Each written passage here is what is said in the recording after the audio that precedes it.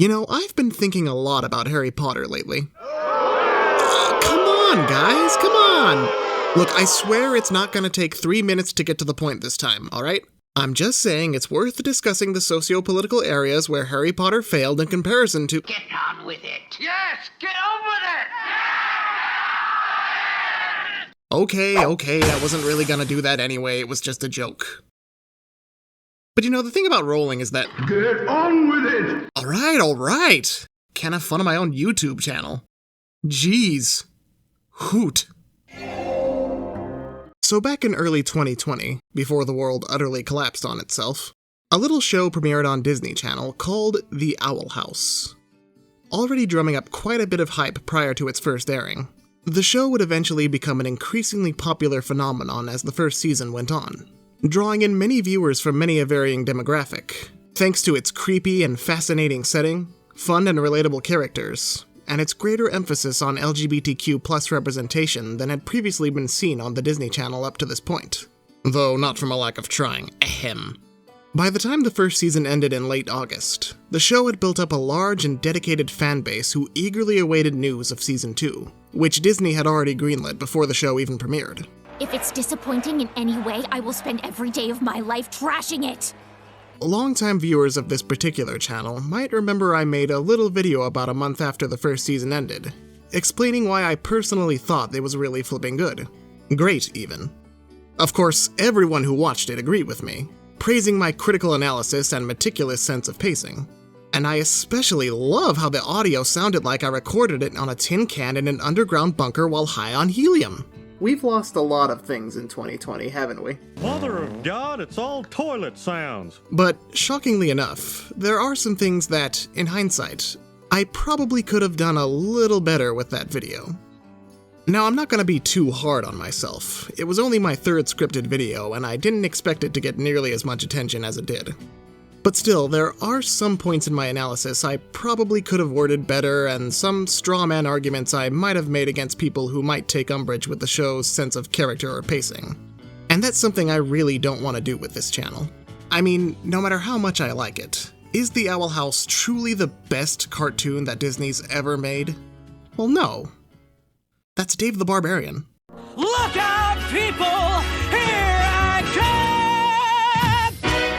I've seen or skimmed a few videos pointing out some of the flaws in Season 1, and while I may not agree with all of their grievances, I'll concede that Season 1 might be a little too conventional with other shows in some of its plot lines and character arcs. And it's really up to the viewer on whether or not these conventionalities are forgivable or just too, well, conventional. However, it's worth noting that I've seen some of the same people who were much more critical of Season 1 than I was do a complete 180 and praise the ever-loving crap out of Season 2, even when the season wasn't finished yet. And as we all know, if you're not making constant videos about your thoughts on a season, you're obviously not watching it. Does that mean that Season 2 is just that much better? Both for people who already liked Season 1 and those who were a little more ambivalent? Well, at the risk of rendering this video redundant, yeah. By the way, this video assumes you're familiar with what happened in Season 1, but just in case you need a refresher, here's a really quick summation. Hoot! I'm gay. Go away. Come on! I won't hesitate, bitch! Someone has hurt my friend, Lord. Oh my god, animation is good! Everybody got that?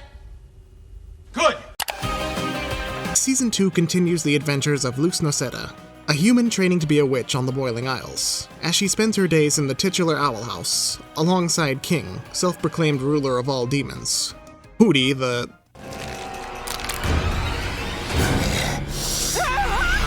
Hooty, and her mentor, Edalyn Clawthorne, proprietor of the Owl House and former self-proclaimed most powerful witch, before her magic was stripped from her thanks to a curse where she transforms into a terrible owl beast. Luz continues learning how to do magic through the use of glyphs, spells cast through drawn-out symbols, as well as studying conventional magic at Hexside along with her friends, Willow, Gus, and Amity. After the events at the end of the previous season, they are joined in the Owl House by Ida's older sister, Lilith, the former head of the Emperor's Coven, who now shares the same curse she cast on her sister years ago. The Emperor's Coven themselves are starting to crack down harder on wild witches, leading up to the Day of Unity, which Emperor Belos claims will put an end to wild magic once and for all. As Luce tries to teach her mentor how to use glyphs and navigate the familiar pitfalls of teenage pubescence, she must also contend with the mysterious Golden Guard, Belos' most trusted lieutenant, and try to uncover the secrets of King's past when he becomes curious about his origins.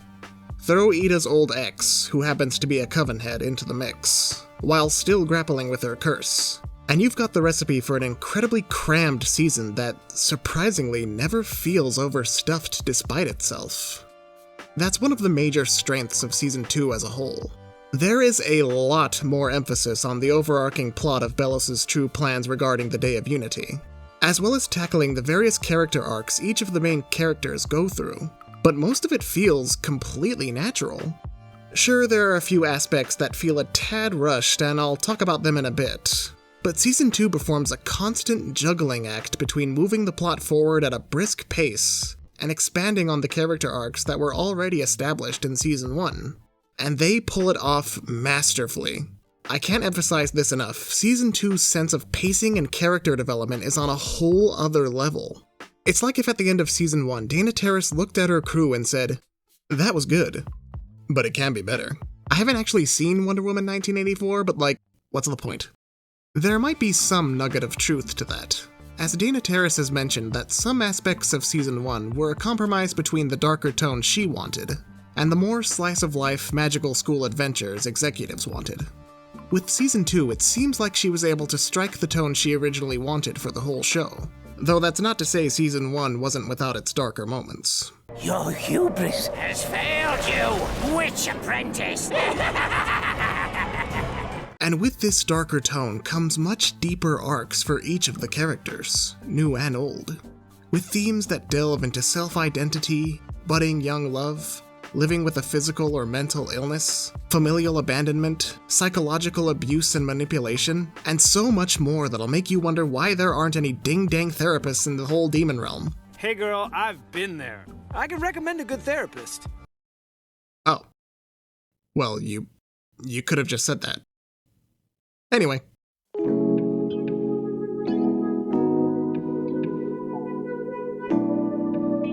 Season 2 picks up about a week after the Season 1 finale. Isn't that nice? Where, after Luce had to destroy the portal to the human realm before Belos could use it for some nefarious purpose, she and the rest of the owl weirdos have to perform various odd jobs around the Isles just to get by. Without Ida's magic, however, the town of Bonesboro starts to either ignore or completely walk over them, giving them the minimalist of returns for their efforts. Ida admits to her sister when she thinks Luce isn't listening that it's been a struggle just keeping food on the table, especially when she's had to prioritize what little Luce can actually eat, which sends the young girl into another of her recurring guilty spirals. She's not alone in her emotional self-flagellation, however, as Lilith struggles with her own guilt of not only following Belos' anti-wild magic dogma for decades and enforcing a totalitarian regime, but cursing her younger sister with the owl beast when they were kids, an element I intentionally neglected to mention in the last video in the hopes of not spoiling any surprises for anybody. Even after she opted to share the curse, effectively giving up her own magic in the process, she still can't help but feel like she has to make up for her mistakes in a grand gesture, even at the risk of her own safety. Basically, Episode 1 not only reestablishes where we are with the story, but reestablishes the extreme sense of martyrdom that a lot of the characters share. And that's not even the extent of the Emotional issues the cast find themselves dealing with this season. In the case of Luce, a number of episodes in the previous season highlighted the typical cycle she goes through whenever she rushes headfirst into a scenario. Mistakes are made and people are hurt in the process, leading her to go to great lengths to try and make up for said mistakes before the credits roll. This isn't a formula that's unique to the Owl House by any means. Most shows tend to follow this structure as it's one of the more reliable ways to stage a compelling conflict. However, Season 2 dissects this cycle a bit more, not just in Luce's actions, but the entire core cast of the Owl House. Ida has grown into her parental role for Luce and King much more than when we first met her, but with that comes all the extra baggage of those responsibilities. a sense of wanting to do right by your kids and shouldering all the burdens that come with supporting a family, while also trying to keep them oblivious to how dire your circumstances really are. Made all the more complicated when old feelings regarding her ex or her parents are resurfaced, that she doesn't have the spoons to completely resolve.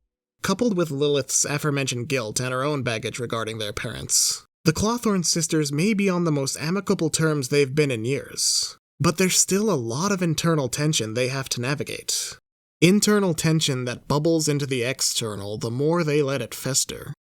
And then there's everyone's favorite little tyrant. Why, you're gonna be such a good tyrant. Who's the scariest Demon King? Who is it? Me! It's me! While the last season had a few episodes that dealt with King's superiority complex and compulsion for attention, said aspects of his character were most often played for laughs. Very good laughs at that.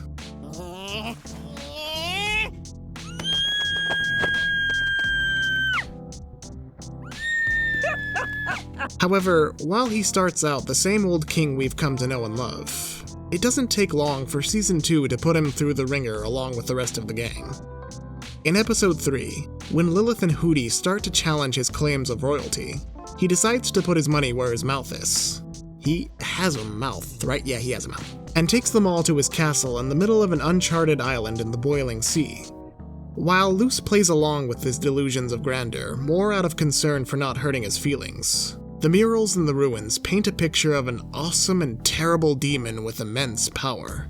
A demon that bears a striking resemblance to that of King, managing to legitimately convert Hooty and Lilith into his court.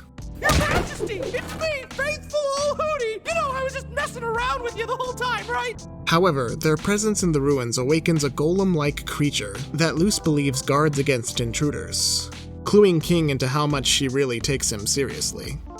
You don't believe this is my castle. Ida's arrival and explanation as to how she found King in the ruins when he was just a baby, well, more of a baby, doesn't help either. Ah, no! Keep that thing away from me! It's messing with my head! King. You're all just making fun of me like usual, right? No. No, no, no, no. No, no, no, no, no, no, no. And if you thought the emotional baggage was relegated to just the main cast, ooh boy, strap in baby, this trauma roller coaster's just getting ready for a triple loop-de-loop. Just look at the Hexside kids, who, while they don't receive quite as much focus as the previous season, still grapple with a few lingering insecurities of their own regarding their magical prowess and sense of identities. Not to mention everyone's favorite little Miss Perfect, Amity, who has all but shed her haughty and condescending facade, but still has to contend with overbearing, neglectful parents, and the whirlwind of emotions that come from her crush on Luce. Suffice to say, there's a lot of emotional baggage coming into the second season, and there's plenty more to unpack as it goes on. And while I'm no therapist myself, I do have a lot of experience unpacking emotional baggage through clever visual metaphors. So I feel confident in saying a lot of these problems the characters face come down to one of the major themes of Season 2 as a whole. This theme being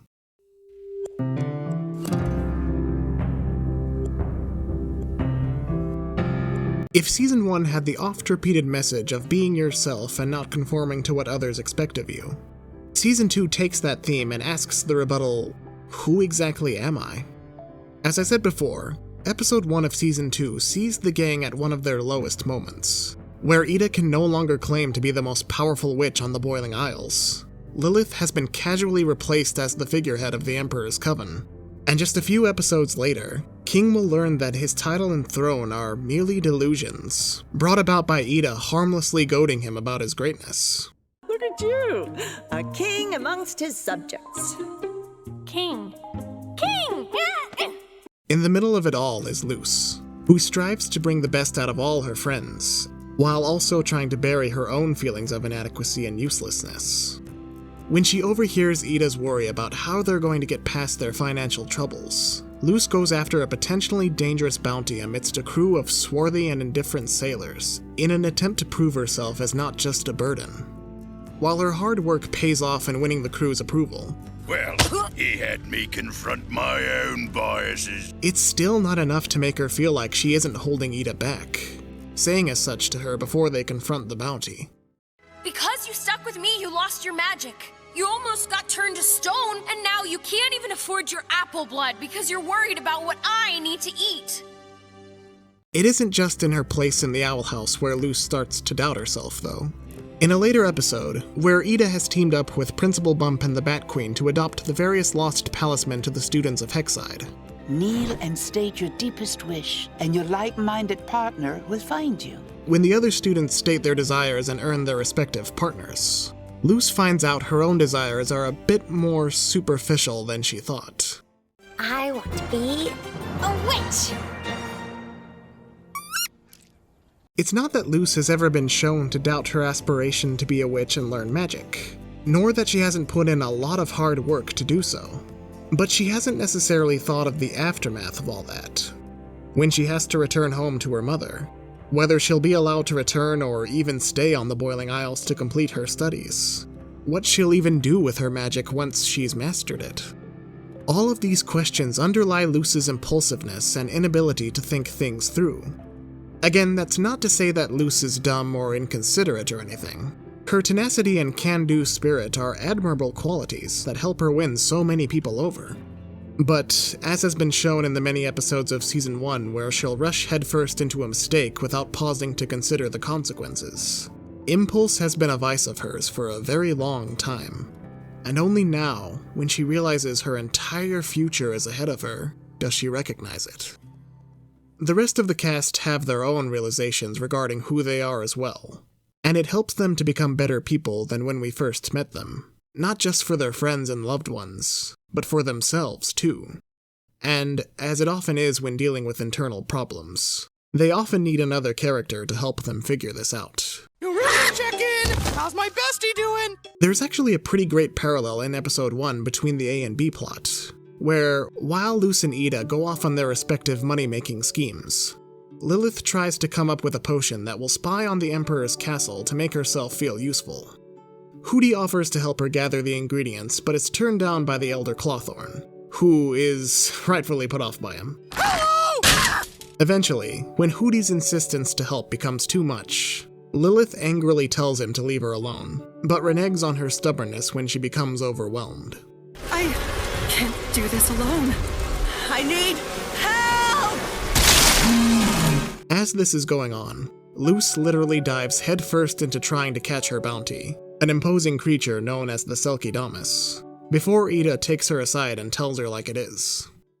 You think throwing your life away is gonna help me? Well, it won't. You helped me find King's Crown when you barely knew me. You saved me from turning to stone, and you even got me talking to my sister again. So, unfortunately for you, my life is pretty great because I'm friends with Luce the human. Laying myself bare a little bit, but hey, what else is new, right? I've had my own struggles in feeling like a burden, or even in my desire to bury my feelings until they get to a point where I can't hide how overwhelmed I feel. And I'm hardly alone in that regard. I don't know what it is about the desire most people have, myself included, to downplay our own personal struggles. But a lot of those same people have an innate desire to help the people they love, often at the risk or negligence of their own mental well-being.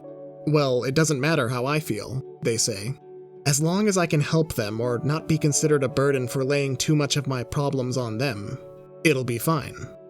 But it's not really fine. They ask you how you are, and you just have to say that you're fine when you're not really fine, but you just can't get into it because they would never understand. And admitting that you need help, or that you feel like you're a burden, or that you're overwhelmed, is more often than not a much healthier way to deal with your problems than going through extravagant efforts to prove yourself. In the case of Luce, it gives her a new resolve in her place with Ida and the others. And with Lilith, it creates a strange and unexpected friendship between her and Hooty, which is actually one of the more wholesome parts of the whole season. I'm not commenting on that. Hootsifer. A nickname? But even with these feelings addressed, that doesn't necessarily mean they're resolved. And Luce still struggles with opening up about her problems and feelings throughout the rest of the season. Ida, too, struggles with trying to bury her true feelings and carry on her trademark snark even in the face of danger. But her greater responsibilities regarding Luce and King coupled with the curse blocking off her magic and still flaring up every so often, makes her put up new walls around herself, along with all the old ones she's still trying to run away from. And again, it's not just the Owl Gang that deals with an identity crisis either. Remember back in the first video about the Owl House I did, where I joked that Gus doesn't really go through a great deal of character development? Finally, I'll know how to become my best self. You're always your best self. Well, that wasn't entirely true. His focus episode in Season 1 saw him use Luce to protect his status as president of the Human Appreciation Society, admitting to her that the club made him feel important, where he normally felt ignored or underestimated due to being younger than his peers. These insecurities crop up again a few more times in Season 2, where one episode sees him doubt his magical prowess due to his focus on illusions, a type of magic looked down upon by a lot of other witches. Gus is just an illusionist. He'll only hold us back. We also see that he often feels easily manipulated thanks to his trusting and cheerful nature, which helps him bond with Willow when they first meet. Willow herself has much less focus than she did in the previous season, but that doesn't mean her insecurities are over and done with. She still has doubts about herself, still has to contend with fellow students, teachers even, who doubt her because of her past troubles in learning magic outside of plants. And even though she and Amity are on friendly terms again, there's a lingering tension where the latter treats Willow with the same sensitivity she did when they were kids, where Willow just wants Amity to see her as the self-assured and powerful witch she's grown into, but might not necessarily want to rock the boat considering they just became friends again. Where the question of identity is probably most relevant to the plot is actually in King's character arc. Like I said before, Episode 3 of Season 2 pulls a double whammy in not only shedding light on how Ida and King really met, and where his ideas of being a dethroned king of demons came from, but it opens up a new mystery as to his true lineage, and what kind of demon he really is. As I was rewatching the show, I was kind of surprised at how little it actually comes up through the middle episodes of the season. But King's search to find his family leads him down a journey of self-discovery and maturity that pairs well with the strange new sensations that creep inside him. Can you keep it down? Down! Down! Why does this keep happening? It's a mixture of these familiar coming-of-age elements and the hardships of raising a family that gives Season 2 a greater sense of universal appeal than Season 1 had, where a lot of the antics in Season 1 focused on Luce and her friends learning life lessons, while Ida took on a more supportive role. This season's greater emphasis on identity and character exploration can resonate both with the target audience who are growing up and trying to discover themselves, and with the older crowd, who, let's be honest, are still trying to figure themselves out. Life doesn't come with an instruction manual after all, though it would certainly help any of these characters deal with their issues. Heck, I haven't even gotten into Amity's problems yet. I mean, look at this poor girl, still pining so hard after Luce with no real hope or inkling of any kind of reciprocation. Hey, Luce. Wait a minute. Oh shit! Oh shit! Ah shit! No! That is not happening right now! No!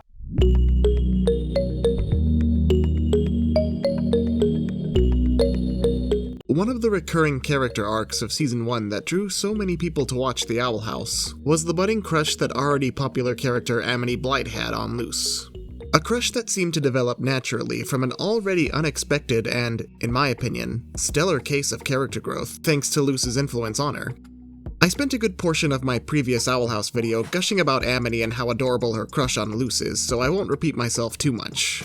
But Season 2 not only picks up these feelings where we last saw them, And scoop! Oh, wow, sports. but doubles down, no, not just doubles down, goes all frickin' in on Lumity as early as episode frickin' 2. Long story short, Amity's parents, who only had minor cameos in the previous season, become concerned with the drastic change in their daughter's behavior of late, which also includes a lack of focus on her schoolwork. This spurs her mother, Odalia, to choke this weed at its root, using her influence in the Parent-Creature Association, cute, to have Luce, Willow, and Gus expelled from Hexside. After unsuccessfully trying to appeal their expulsion with Principal Bump, Luce, in typical Luce fashion, goes to the Blight's manor to resolve the issue herself, agreeing to participate in a weapons demonstration at Blight Industries. Following a gamut of humiliation and pain, Luce is eventually pitted against their latest creation, the Abomaton, a soulless killing machine that relentlessly hunts its prey until they are utterly obliterated. Amity, learning what Luce was up to, gets the help of Willow and Gus to sneak into the factory during the demonstration, wherein she manages to distract the Abomaton and make a pretty damn good entrance doing it. Hey! Stay away from my man, sister! Amity? It's no doubt the combination of this chivalric rescue and the demonstration of just how tough Amity is that sparks another realization in Luce.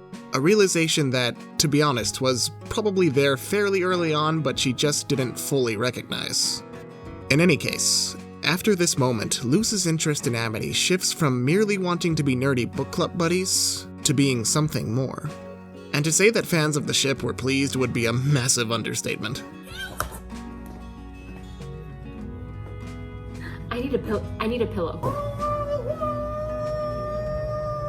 As I said in my previous video, it's pretty incredible that Dana Terrace and the rest of the crew were able to go as far as they did in this particular aspect of the show.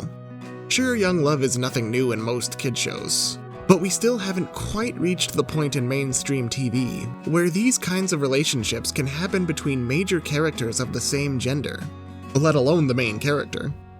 There seems to be more of a willingness to showcase these kinds of relationships in streaming, but there's still a noticeable taboo around this topic that isn't helped with how certain reactionaries have really ramped up their bigotry of late. I pondered about the fate of Lumity in the video I made about the first season, wondering if Disney wouldn't just chicken out or hype it beyond what they were willing to commit to, as they and their subsidiaries are often wont to do. Ahem. But one thing I've learned with Season 2 especially, is to never underestimate the Owl Crew.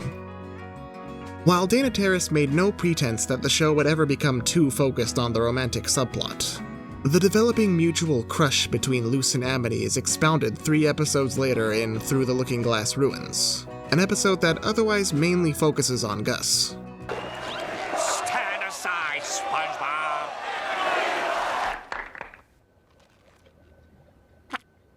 Luce's subplot sees her trying to find more information on a lead given to her about another human who lived on the Boiling Isles some 4 centuries prior, and donated his diary to the library before supposedly returning home. The library where Amity just so happens to work, giving Luce the perfect opportunity to go visit her. You need my library card to visit Amity, don't you? I haven't been doing a good job of hiding that. And guys, listen, I'm trying to keep it subtle about how cute these stupid kids are, but like, look at them. Look how smitten Luce is. It's just ridiculous. Look. Amity agrees to help Luce find the diary, which she believes is in the Forbidden Stacks section, where only her boss, Malphus, is allowed. As they avoid Malphus and the various echo mice that populate the stacks, they talk about the differences between the human world and the demon realm, with Luce casually mentioning showing Amity around her home sometime, spurring the latter to search even harder.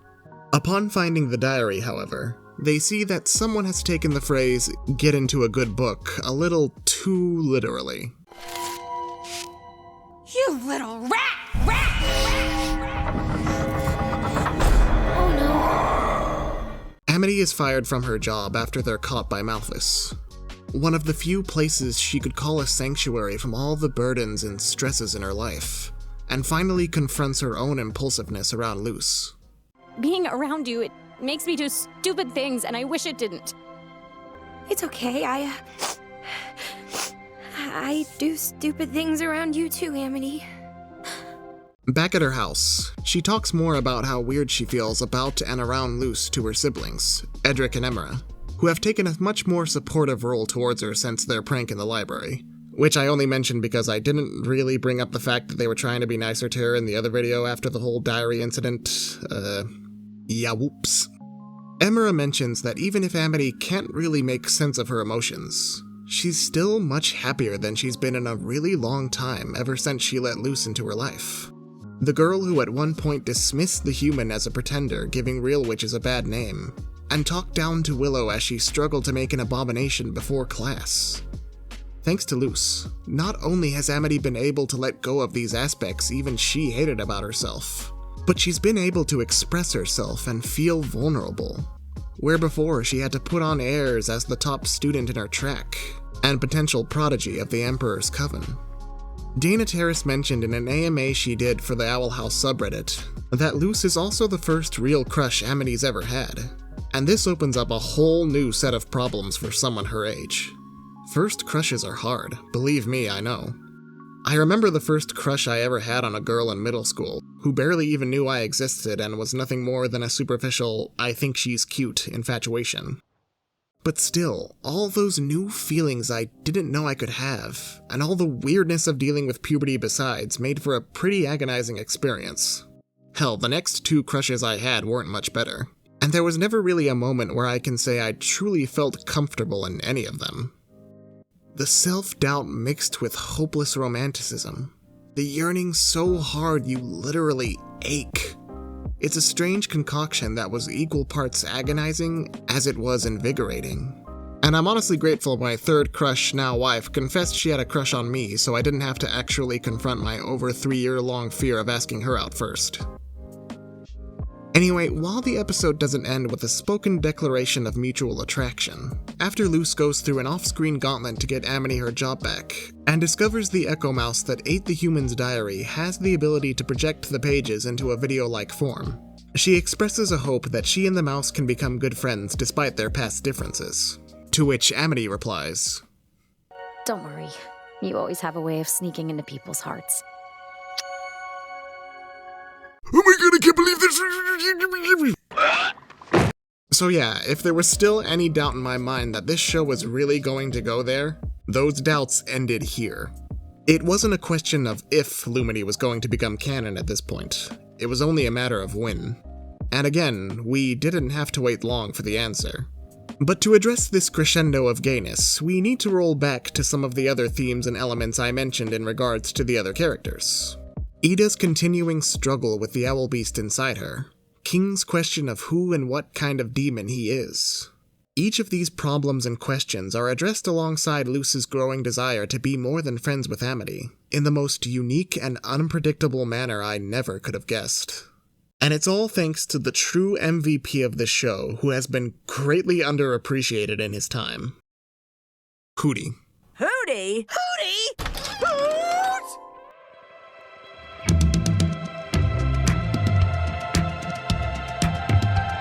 Of all the characters in the Owl House, Hooty is probably one of the more controversial among the fanbase. There are those who find his shrill voice and utterly disgusting demeanor as incredibly off-putting and hilarious, and then there are cowards who say he's too annoying for these same qualities. Regardless of opinion though, most people probably never expected him to have a great contribution to the overall plot or character development of the main cast besides being the guardian of the titular Owl House. Lo and behold, knock knock knockin' on Hooty's door. Episode 8 of Season 2, and the episode that made us all boo-boo the fool. The premise is somewhat similar to a previous episode in Season 1, Once Upon a Swap, which had 3 different segments following Luce, Ida, and King that all converged together in the finale. But where that episode was more about fun shenanigans involving body swapping, and the characters learning about the grass being greener and all that, this episode has much more lasting consequences on the overall trajectory of the show going forward, and features possibly the most drastic example of character progression I've ever seen in a single episode. It starts with Hooty writing a letter to Lilith, who has gone home to reconnect with her parents. More on that in a bit. Where he talks about some of the problems his housemates have been having for the past few weeks. King is growing increasingly frustrated at how little he knows about himself, and the strange changes he feels in his body. Ida is trying to stave off the curse by forcing herself awake, and trying to figure out Belos' plans. And Luce can't focus on trying to find a way home until she can buck up the courage to ask Amity out. He admits to her in a prior letter that he feels unimportant in comparison to the grand adventures the others are going on, to which Lilith responds that he is the Owl House, and takes care of everyone by just being who he is. This makes him all the more adamant to help his friends with their problems, but is unsure how to even go about it. Then he got an idea. An awful idea. Hooty got a wonderful awful idea. Deciding to kill 3 birds with 1 stone, good old Hootsifer takes it upon himself to solve all his friends' problems in one night, like he was Batman in an Arkham game or something. Starting with King, he runs the young Cubone-esque thing through the basics of demonology, which we got little teases of before, but I don't think was ever truly categorized like they are here. Though you could probably guess the classifications based on the kind of demons we've seen throughout the show. First, there are the bug types. Insectoid or arachnid-like beings with little magical capabilities of their own, but can communicate through dance. Bipeds, who are the most anthropomorphic of demon types, possessing the same bile sacs that allow witches to cast various kinds of magic. And finally the beast types, those demons that are the most animal-like, also with minimal magical ability. Hooty runs King through all manner of tests with the help of some other demons to figure out a conclusive answer on what he is, though each of the tests prove inconclusive. Don't you talk about my mother! Eventually, after exhausting every test they have, including a literal blood test, I graduated from medical school. Hooty gives King the simple answer that he's just King. And even if they can't determine what he is yet, he should still be confident and happy in who he is and the friends who love him. A nice sentiment, to be sure. But King isn't satisfied with this Tarzan 2-ass cop-out. I finally figured out what you are! A Tarzan! And demands an actual answer. Not just from Hooty specifically, but from the father who apparently abandoned him when he was just an egg, leaving him to grow up alone were it not for Ida finding him. And even with his found family, still feeling more lost than he's ever been before. I didn't want to make you mad! Well, I am mad at him for not being here. He left me alone! Hooty, thinking he's only made King feel worse, sulks away, deciding to shift his focus on Ida, who has been dealing with a lot of stuff concerning her past in the last few weeks that I'll go into more detail about a bit later. Suffice to say for now, it's resulted in her forgoing sleep in order to pour herself completely into figuring out Belos' plans, and possibly finding a way to cure herself of the owl beast, and regain her magic. Hooty bakes her some cookies laced with sleeping nettles in order to help her get some rest, but doesn't take into account that the nettles amplify the sleeper's dreams as well, leaving Ida trapped with her least favorite owl in the owl house. The owl beast is why I ran away from home. The owl beast is why I never got close to anyone. And the owl beast is why I don't have magic. Unfortunately for her, the dreams take her through some of her worst memories regarding the curse. The night she accidentally hurt her dad when he inadvertently triggered the owl beast. The day her high school sweetheart, they never actually call each other that, I just think the term is cute, broke up with her when they felt she was shutting them out. Needless to say, it's not a very restful sleep in the slightest, and it dives into one of Ida's recurring problems throughout Season 2, if not the entire show. The curse has caused her to close herself off from practically everyone in her life, until she became known as a crazy old hermit who sold human junk just to get by. It alienated her from her family, who all tried to support her as best they could, but only made Ida feel like a burden and a monster. It alienated her from one of the only people we've seen her have a deep romantic connection with, all because she didn't think she was worth the trouble of loving thanks to her affliction. These feelings probably resonate with a lot of people who have to live with a mental or physical illness, who feel like their bodies or minds are working against their very happiness. But the show doesn't leave it at just that.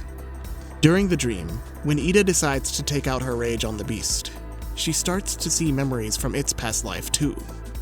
Ancient memories, seemingly before the Boiling Isles even became what they are. How they were hunted by a cloaked figure, sealed into the parchment that contained the curse, picked up by a scavenger on the beach, Titan knows how many years later. These memories show Ida that the owl beast is just as trapped as she is. They didn't want to be here any more than she does, but there's nothing either of them can do about it at present. This revelation helps Ida empathize with the beast for the first time in the 30-some years since she was cursed, and come to the conclusion that fighting each other will only make their situation worse. Listen, neither of us want to be here, but We are, and there's no changing that. If we can't accept each other, this nightmare will never end. At the risk of fandom blasphemy, considering what comes next, Ida's segment in this episode is probably my favorite as a whole. Not only does it give us more character backstory, and a new mystery as to who this cloaked figure really is, it paints a hopeful examination of coping with mental or physical disabilities that many who watch this show have to deal with in their daily lives. There's the obvious allegory of the potions she takes to hold back the curse with real-world medication, but there's a somewhat more personal example I can equate it to. I don't want to talk about it too much because of how personal it is, but when I was 3 years old, I was diagnosed with autism spectrum disorder, and spent the next 3 years with various interchanging therapists in early intervention. I don't really remember the therapy in question, just that it involved a lot of cognitive exercises and speech practice. But one of the earliest memories I can recall with vivid detail is when I was probably about 4 or 5, and thinking to myself before one of the sessions began, when is this just gonna be over already? And while I'm a fairly well-adjusted adult now because of all the therapy and experience instilled in me, autism isn't something that just goes away. I may not have a problem with most loud noises now, but certain sounds still send my teeth on edge. I'm a little more open to trying new foods, but there's certain meals I'll always default to when I can't think of anything else to eat. I can cope with big changes and unexpected setbacks. I can carry a conversation with random strangers at work or at a party. But there are times where my mind will just shut down whenever I'm too overwhelmed by all the people talking around me, or when I'm doing the simplest thing that I simply don't want to do, like shopping for groceries or the like. As many people with similar disorders or maladies will attest, even if it becomes easier, living with your disability can still be a challenge. And the Owl House illustrates this through Ida's relationship with her curse, and how she ultimately decides it isn't something that she should try to conquer, but more so, find a middle ground with. And this scene, man, this entire scene of her and the owl beast on the beach, it's a straight minute and a half of no music, only the sound of the waves against the beach, and the scared and tired shrieks of the owl beast as it tries to fly away. The metaphor of the string holding Ida and it together, and how, after she feeds it some of the potion and it falls asleep, the sky breaks out in an absolutely beautiful array of colors. Wow, I've never had a dream this pretty. The curse is still a part of her. It will always be something she struggles with. But going forward, it's something that doesn't have to dominate her life. She can live with it, cope with it, even become stronger by accepting it. Or if nothing else, she can somehow become even hotter, get a new harpy form. Whoa. Hooty, thinking he's only made the curse worse, becomes dejected once more, and finally turns his attention to Luce, who debates to herself on the best way to officially ask Amity to be her girlfriend. Everyone back home said I was cheesy. Can't let Amity think the same. Hooty decides to help her out in the form of a letter that honestly feels like something the Riddler would write. As we stumble through life, gloom knows no bounds. You'll only find love when you're in the ground. The ground? I don't understand. The basement. The basement. The basement! The basement! Yes, very good, very good. The basement. Last riddle. Heading down into the basement, Luce is surprised and slightly horrified to find that Hooty has brought Amity to the Owl House by... You know, it's better not to think about it. Things are still a little awkward between them after Amity's impulsive kiss, but Hooty has a way for them to break the ice. Amity sees this, she'll think I'm such a loser. As they progress through the tunnel on a magical Hooty gondola, Luce is increasingly mortified by the saccharine decorations, cheesy declarations of love, and 50s doo-wop ballad playing in the background, as sung by Strong Bad himself. Come to the place where tropical breezes blow. Come to the coolest place I know. Amity is also taken aback, but in a much more wholesome way. It reaches a point where Luce starts destroying everything in the tunnel she can, worried that Amity will mock her for all this sappiness on display. But to Amity, it's confirmation that Luce doesn't and could never think about her that way. This wasn't me. This is all Hooty's stupid idea. Yeah, this was stupid. I mean, us? Dating? That's stupid, right? Hooty, thinking he spoiled Luce's chances with Amity for good, goes absolutely ballistic and pulls a Forte from Beauty and the Beast: The Enchanted Christmas, trying to forcefully rip himself from the house. And yes, I wrote that line specifically to reference the direct-to-video Beauty and the Beast Christmas movie. You're welcome. Don't you see, Five? They can't fall in love if they're dead! King and Ida arrive to assure Hooty that he actually did help them in his own weird way, but he still won't calm down as long as he thinks he failed Luce, leading her to admit to them that he was trying to help her ask Amity out. Oh, whoa. Do you wanna? Then do it! Once Ida manages to restrain Hooty, Luce and Amity start to hash out their feelings a little more openly, with Luce saying she has no idea what the future entails, but would love it if Amity were part of hers in some way. Amity gets the gist pretty quickly, but still allows Luce the chance to properly say it, and give the shippers the moment we've been waiting for well over a year. Amity Blight, do you want to go out with me? Yes!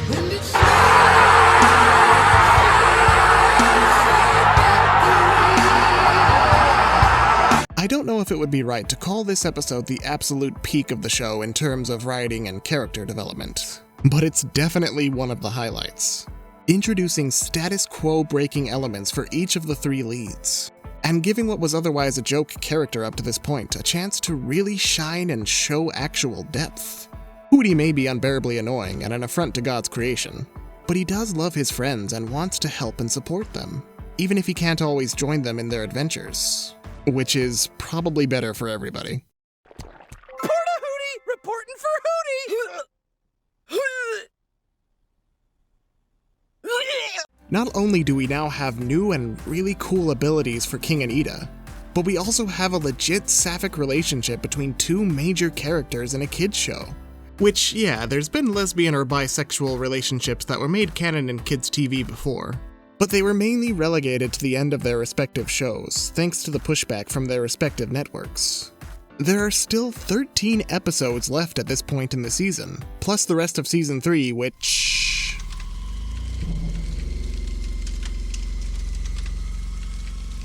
And it doesn't seem like the Lumini train is ever slowing down, even for all the bumps they face along the way. In fact, considering all the bumps they've had already, it's these bumps they face that ultimately makes their relationship stronger. But to explain more of that would be to explore more of the familiar elements that were touched upon in the first season.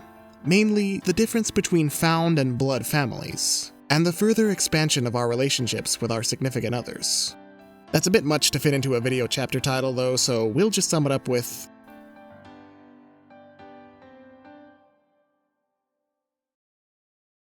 In the last video, I talked at length on the many different types of relationships showcased throughout the first season of The Owl House. The friendships between Luce and her peers at Hexside, Ida's growth into a parental figure, and the familial relationships that range from messy but ultimately loving, to manipulative and very one-sided. Season 2 continues this examination of found versus blood families, by further examining Ida's relationship with her parents, King's search for his family, Amity's growing independence contending with her overbearing, neglectful parents, and finally showing the other shoe drop once Camilla finds out where her daughter has really been all this time. But we also have the added layer of romantic relationships on top of that, obviously explored through Luce and Amity becoming official, but also in Ida reconnecting with one of her old flames, Rain Whispers. You might think all these relationships and all the story and character arcs that come with them would be a classic example of too many cooks. Too many cooks, too many cooks, too many cooks. But again, one of the great things about Season 2 is how naturally all these characters and their relationships fit into the narrative and themes, even when they don't necessarily forward the plot at first glance. We get a pretty good demonstration of this in the second episode, where Luce reunites with all her friends at Hexside for a new semester, and Mr. and Mrs. Blight are formally introduced. I don't think I realized up until this point that a lot of the parental relationships in the Owl House are more or less left ambiguous in the first season. Sure, we get more than enough hints from their brief silhouetted appearance that Alador and Odalia Blight are both real pieces of work, and Ida alludes to her parents being something of a loaded issue for her. But even with the more straightforward and healthy connection that Luce and her mom have, there's enough left unsaid about Luce deciding to stay in the Boiling Isles rather than return and face a boring summer camp that call into question whether there isn't any resentment towards Camilla on Luce's part. Season 2 starts to shed a little more light on the subject of parents, starting with arguably the worst of the bunch. And when I say worst, I don't mean to say that they're badly written or anything. Just that, even in their more innocuous or benign moments, their actions aren't really in the best interests of what their children, especially Amity, actually want, but more what they think is best for them. And that's also not to say that parents aren't allowed to consider the best possible future for their kids. Heck, Willow's dads are shown to be very invested in her education and potential career, and take it upon themselves to homeschool her after she's briefly expelled. But at the same time, while we don't get to see much of them for reasons, we can infer from their actions that they aren't as strict in their parenting of Willow as Amity's parents are. No, Odalia and Alador are much more active pilots as they helicopter around their kids, the former especially. Odalia is shown to communicate with Amity telepathically through the necklace she's worn on and off throughout Season 1, telling her that if she does a good job shilling their products during their demonstration, she'll let her slipping academics slide, for now. And after she's gotten all her friends expelled, she tells Amity through the necklace that this is basically punishment for making them look foolish the night before. Take this as a lesson, Mittens. A blight always upholds their end of the deal. Can you even imagine the amount of stress having to wear that thing 24/7 must have on Amity? Having absolutely no respite from your already overbearing mother? And yeah, I'm not sure if that thing has a distance limit or whatever, but it's highly doubtful. And just as Amity was too intimidated by her parents to maintain her friendship with Willow, she's too browbeaten by her mother's telepathic insistence to speak up for the others, even with Luce begging her to. Odalia may be the more actively constraining of the two, but Alador doesn't deserve to be left off the hook either. The first impression we got of Mr. Blight from his silhouetted cameo was one of a parent who is just as stern and no-nonsense as his wife, upholding the warped belief that the Blights only associate with the best and highest class of witches. When we do formally meet him, however, he's much more tired than what a lot of people probably expected. Alador's a man who throws himself completely into his work and can barely focus on anything that doesn't pertain to his own interests. Even when he goes with his wife to announce Luce and the others' execution. These three are bad influences and must be executed. I mean expelled. He's very much checked out for most of it. And while we do get hints that he may be the more understanding one between the Blight parents, after he concedes that Luce and the others be let back into Hexside, he mostly emphasizes that her friends bring out a strength in Amity that they've never seen before, and that could be useful for them if she becomes a Coven head in the future. Not a very altruistic outlook, even if he may be trying to help her. But much like Amity herself at first glance, there's a little more to Alador that shows he's not quite as domineering or one-sided as his image would have you believe. In a later episode, when Amity tries to sign up for the Bonesboro Brawl, an underground fighting tournament that her dad was a champion of in his youth, Alador insists that she go for Coven tryouts instead, barely taking his attention off his work and telling her not to focus on the same nonsense he did when he was young. While this interaction is a lot easier for Amity than if she would have asked her mom, it still doesn't show a very healthy relationship between the two. Alador emotionally withdraws himself from his kids and their interests. Heck, even his relationship with his wife is much more business-oriented than what it might have been years ago. And while his actions and portrayal are much more sympathetic than the first impression we got, it's not enough to excuse him from neglecting what Amity actually wants, and just insisting that he knows what's best. Dana Terrace mentioned in the post-Season 1 AMA that Alador was an interesting character to write, and I can see where she's coming from in that statement. I don't necessarily see him as a morally reprehensible person, not like his wife, whose only redeeming quality is her dummy thickness and absolute dump truck. Anyway, Alador is shown several times to have a soft spot for Amity in particular, and is much more amicable to Luce than Odalia when he first meets her.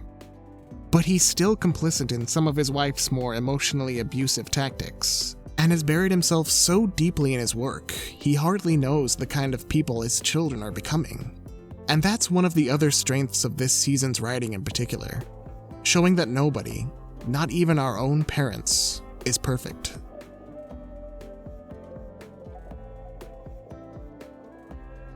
It's easy when you're young to look at adults like your parents or teachers, and think they must know what they're doing since they're older, smarter, taller, or what have you. A guy. This guy will probably know what's up. He has a purse. But one of the things you find out upon growing up is they probably had just as much an idea of what they were doing as you do now. Nobody gets a book or vintage orientation style video on how to be a perfect adult or parent. And often the things you do with the best of intentions for your kid can end up suffocating them in turn. Just take a look at Ida and Lilith's mom, Gwendolyn, who has dedicated much of the last 30 or so years to finding a cure for her younger daughter's curse through various alternative methods. I got my elixir system. I'm good. But who knows what they put in those nasty concoctions? Actually, I do. In Knockin' on Hooty's door, while Ida is having her traumatic flashback dreams, she remembers the night her dad, Del, was supposed to leave for the Titan's mandible, and inadvertently triggers the owl beast into attacking him. The same night, or at least not long after, I'm just speculating, she's visited by a member of the Healing Coven who gives her the amulet that warns her when the curse is getting stronger. This temporary solution, and the doctor's suggestion to consult the Potions Coven to keep the curse at bay, isn't enough for Gwendolyn, however, who demands a much more permanent and speedier treatment. My daughter is suffering, and I want that thing out! Cut it out if you have to. All of this is what made Ida run away from home, and what's kept her avoiding her parents like the plague as Gwendolyn tries to offer more and more outlandish cures. Luce, always eager to fix broken relationships, goes along with Gwen's plan to drive the beast out, even when it puts Ida in increasingly stressful situations. Help Mama up. And while she starts to become skeptical, Gwen insists that it's all a part of her current guru's pyramid of study. A study that includes a lot of bizarre cures for even the most common ailments. Gwen, you're being scammed! Wartlop is a fake! You really think I'd spend my life savings on a fake? Now let me tell you about non-fungible glyphs. While Gwendolyn's insistence on her guru's alternative medicine is an obvious allusion to the kind of parents who seek alternative cures for their children's physical or mental disorders, the show also doesn't take the easy road and paint her efforts as overtly malicious. While it's easy and incredibly valid to be skeptical of the kinds of people who push for alternative cures over actual science and proven medicine, I also can't entirely say I'm unsympathetic to them either. Most of them do legitimately care for their children, and have tried literally everything to make sure they can live comfortable lives. But often this unflinching desire to cure their children leads parents down easily suggestible roads, where they can be swayed by the worst of con men who will take advantage of their hopelessness and willingness to try literally anything. This is what has led real parents putting their children through absolutely unspeakable tortures, all in the name of trying to cure them, and what has led to a growing distrust in vaccinations for diseases such as the measles or flu, for fear that it might give their kids autism or some other mental disorder.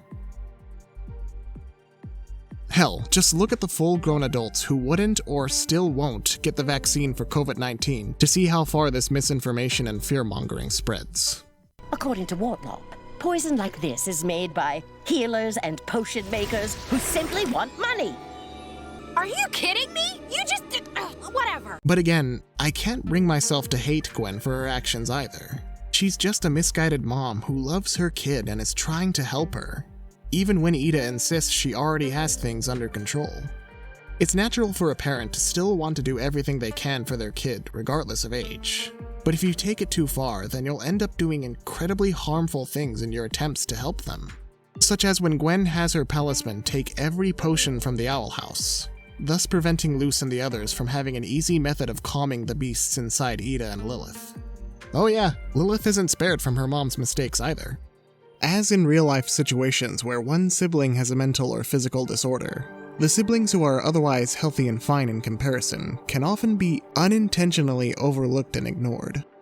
Such is the case with Lilith and her mom, who clearly loves her older child and is proud of her accomplishments, but has spent so much time and effort into fixing Ida that it leaves Lilith on the sidelines.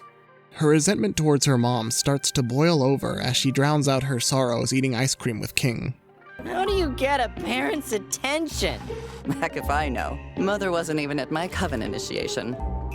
This resentment extends to Ida as well, once she learns that Gwen has gone off with Luce to try and fix her curse. The curse that Lilith now shares. You got a little, And, since all of the potions were removed from the house, Lilith transforms into an even bigger version of the Owl Beast, her blind rage sending her after her sister, where the two fight it out over the streets of Bonesborough. What? Was my little sweet flea? That means she's also cursed! Yes! Were you not paying any attention to her? It's only after all this does Gwendolyn finally realize she's being played, taking brief revenge on her dupers before going to help Luce and King calm her kids down, telling Ida that she never meant to make her feel ashamed for her curse. And while they may not exactly want it, she'll always love every part of her daughter. And I don't know, I never felt like I was hogging any attention from my sisters because of my autism, but something about what Gwen says to Lilith is even more emotional for me. You were always so self-sufficient. But I didn't give you the attention you deserved.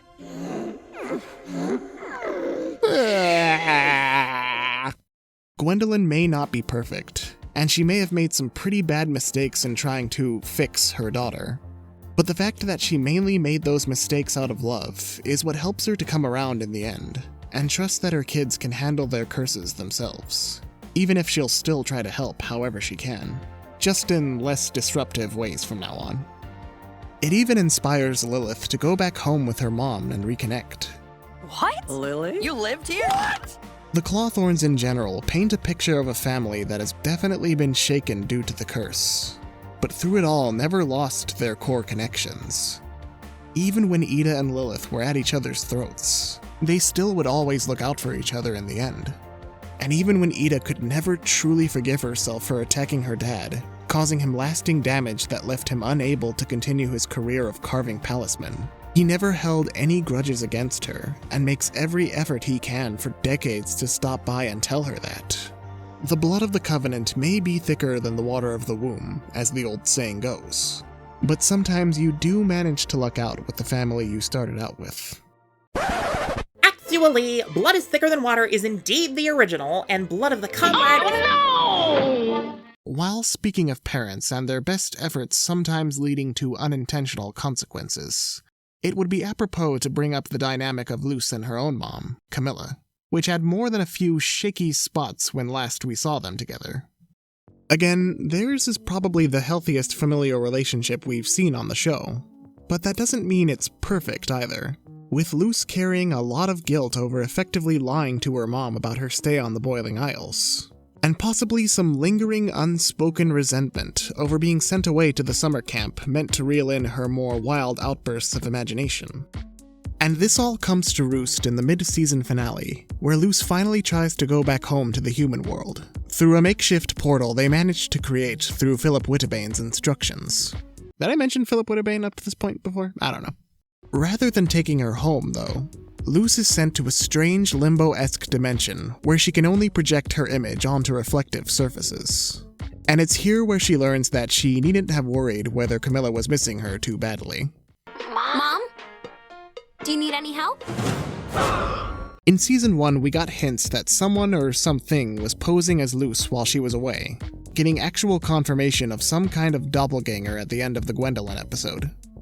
Dubbed Creepy Luce by the fanbase and Sarah Nicole Robles, this doppelganger is eventually revealed to be a basilisk named V, who is actually not creepy at all, but good and pure and wholesome and deserves all the happiness in the world because she's lived such a hard life. You poor child, let me adopt you. I digress. V has been posing as Luce ever since she left for the Boiling Isles, even attending the summer camp in her place. This episode actually sheds a little more light on the subject of that camp, and whether or not it would have truly been the worst thing ever for Luce to attend. I mean, V was able to actually make some friends while she was there, and Camilla never said that she wanted Luce to abandon all her creative interests completely. The camp was mainly a compromise between Camilla and Luce's school principal to center her daughter a little bit, who, to be fair, did let a bunch of snakes loose in the school, among other things. Now, for the final anatomically correct touch, spider breath. V even calls Luce out on running away from what was, comparatively, a pretty cozy life, with a mom who loved her and a comfortable place to come home to, whereas poor V has had a rough go of it ever since she was born. She admits to Luce that she was one of many basilisks who were genetically created in a lab by the Emperor's Coven to study how they could drain magic from other beings, and that for most of her life she didn't even have a name. She was just number 5. Hey, wait a minute. Hey, honey, did you realize that V calls herself V because she's number 5? Yeah, I figured that out like immediately. Oh. Anyway, when V is captured by a conspiracist who daylights as the local museum curator, Luce has no other choice but to tell her mom the truth, guiding her to the museum and confirming that this isn't just some wild fantasy she's concocted. This is obviously a lot for Camilla to take in, but she more than proves herself as a good person and a good mom in immediately saving V from the curator and taking her back home with her. But even then, she's still only human, and even the toughest moms have their limit. As scary as this is, it really does seem like you've matured. Yes, I've learned so much. Staying here was the best decision I ever made. You chose to stay there? While a lot of Luce's home life was left ambiguous, even from the little we saw of her and Camilla's interactions, you could tell that her mom wanted the world for her daughter. And even when her imagination got her into trouble, Camilla still emphasized that she loved her creativity, saying as much when she thought the whole Basilisk from the Boiling Isles thing was just a game Luce invented. I know this stuff made school difficult, but I'm glad you're still being creative. There are a lot of people who misconstrued Camilla sending Luce to that camp as abusive or trying to quell her daughter's interests, but that was never her intention in the slightest. Again, Luce did bring live snakes to school. She's lucky she wasn't expelled. But Luce casually admitting she chose to stay in the demon realm confirms all of the worst self-doubts that Camilla has carried over the years being a single mother. That she's stifling her child, that she made her feel like she couldn't be herself and had to run away, that she must have absolutely hated living with her. As Luce starts to fade back into the demon realm, Camilla pleads with her that things will be different if she promises to come home and stay home. When you come home, promise you'll stay here. I didn't mean to push you away. Mom, it's not you. It never was. Promise me, Luce. Please. Okay, Mom. I promise.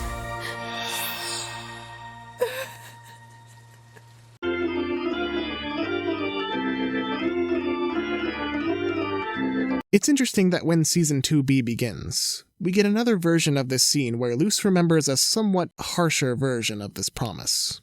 Promise me, when you come home, you'll stay with me and you'll never go back to that place. So even after all that, there's still a bit of miscommunication between Luce and Camilla, where she of course loves her mom and never wanted her to think she hated living with her.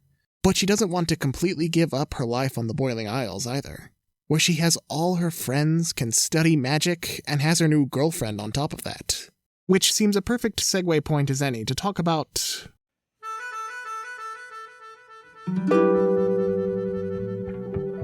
Yeah, there was no real reason to create another video chapter for this. I just thought all the parental stuff made the relationship segment run a bit too long. Anyhoozle, Luce and Amity's relationship never becomes the sole focus of the show, or even in the episodes that heavily feature it. But we do get to see how they build upon their already strange and strong connection from when they were just friends, and how they navigate all the strange anxieties that come with a new relationship. Anxieties that I can honestly say I completely related to. Right down to the awkward, now what, after they finally become official dress-up and travel buddies. Why is this still so scary? I don't know. When my wife first plucked up the courage to ask me out, and we unpacked all the repressed mutual feelings we had about each other for years, there was a definite air of now what in between all the jubilation and relief. Granted, we also happen to live about 3,000 miles away from each other at that point in our lives, but that's another matter. In the next episode, Eclipse Lake, where Luce is out of commission as she deals with the common mold. Whoa! It's like I have snakes for arms. Amity tries to prove herself as an awesome girlfriend by not only making sure everything is shipshape in the Owl House, but by going off to find some Titan blood at the titular lake when the Echo Mouse reveals it as one of the key ingredients Philip Whittabay needed to finish his portal.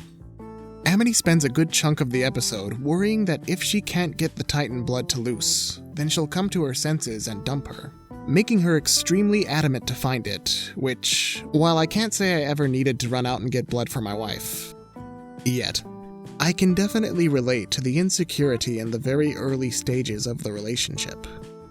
Not a week had gone by since my wife and I became official, when I got a string of anxiety attacks about the whole thing. Whether or not I had legit feelings for her or the idea of her, whether I was even worth being in a relationship with.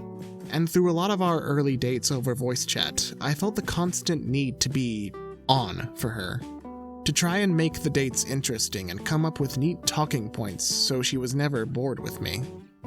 But over time, I realized that the great thing about being in a relationship with someone you already have a strong friendship with is that you don't really need to be on with them.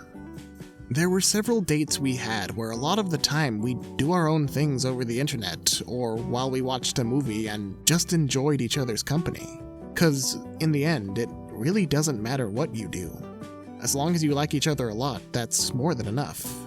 Amity realizes this too, and all the cryptic messages she got from Luce throughout the episode that she thought were veiled warnings turn out to be Luce communicating in her own weird way. Of course. This is Luce we're talking about. It's a bit sad when you consider the reason that Amity thinks she has to prove herself as useful and awesome to Luce is that every other relationship she's had in her life has been largely transactional. She spent most of her childhood climbing the academic ranks and becoming the top student in her track in the hopes of being recognized as a potential candidate for the Emperor's Coven. This academic success is one of the few things that earn her praise from her parents, who force her to cut herself off from a real friendship with Willow in order to have more socially acceptable friendships with fellow higher-class children. There hasn't been a single moment in her life where Amity could switch herself off until Luce came around, who expects nothing of Amity in return besides being her regular, awesome self. Amity! I'm so glad my awesome girlfriend is okay. Me too. Most of the other major Lumini subplots explore other early relationship hurdles that edge on the side of cliché but never cross the line completely. Such as when Luce hides the truth of seeing her mom again and promising to leave the Boiling Isles to her. Or when Luce uses Amity's problems with her dad and the Bonesborough brawl as an excuse to ignore a parental issue of her own back home. In the case of the former, Amity immediately knows something is up when Luce dodges the question of if she's used the Titan blood to create a portal yet, and is sure the truth is on her phone that she conveniently leaves behind. But she recognizes that going through her phone would be a huge breach of privacy, even if they are sweet potatoes. Hola, Batata. Did you just call me a sweet potato? Yes, is that not a term of endearment? I'm still figuring out this human language book from Gus. So she lets Luce tell her the truth instead.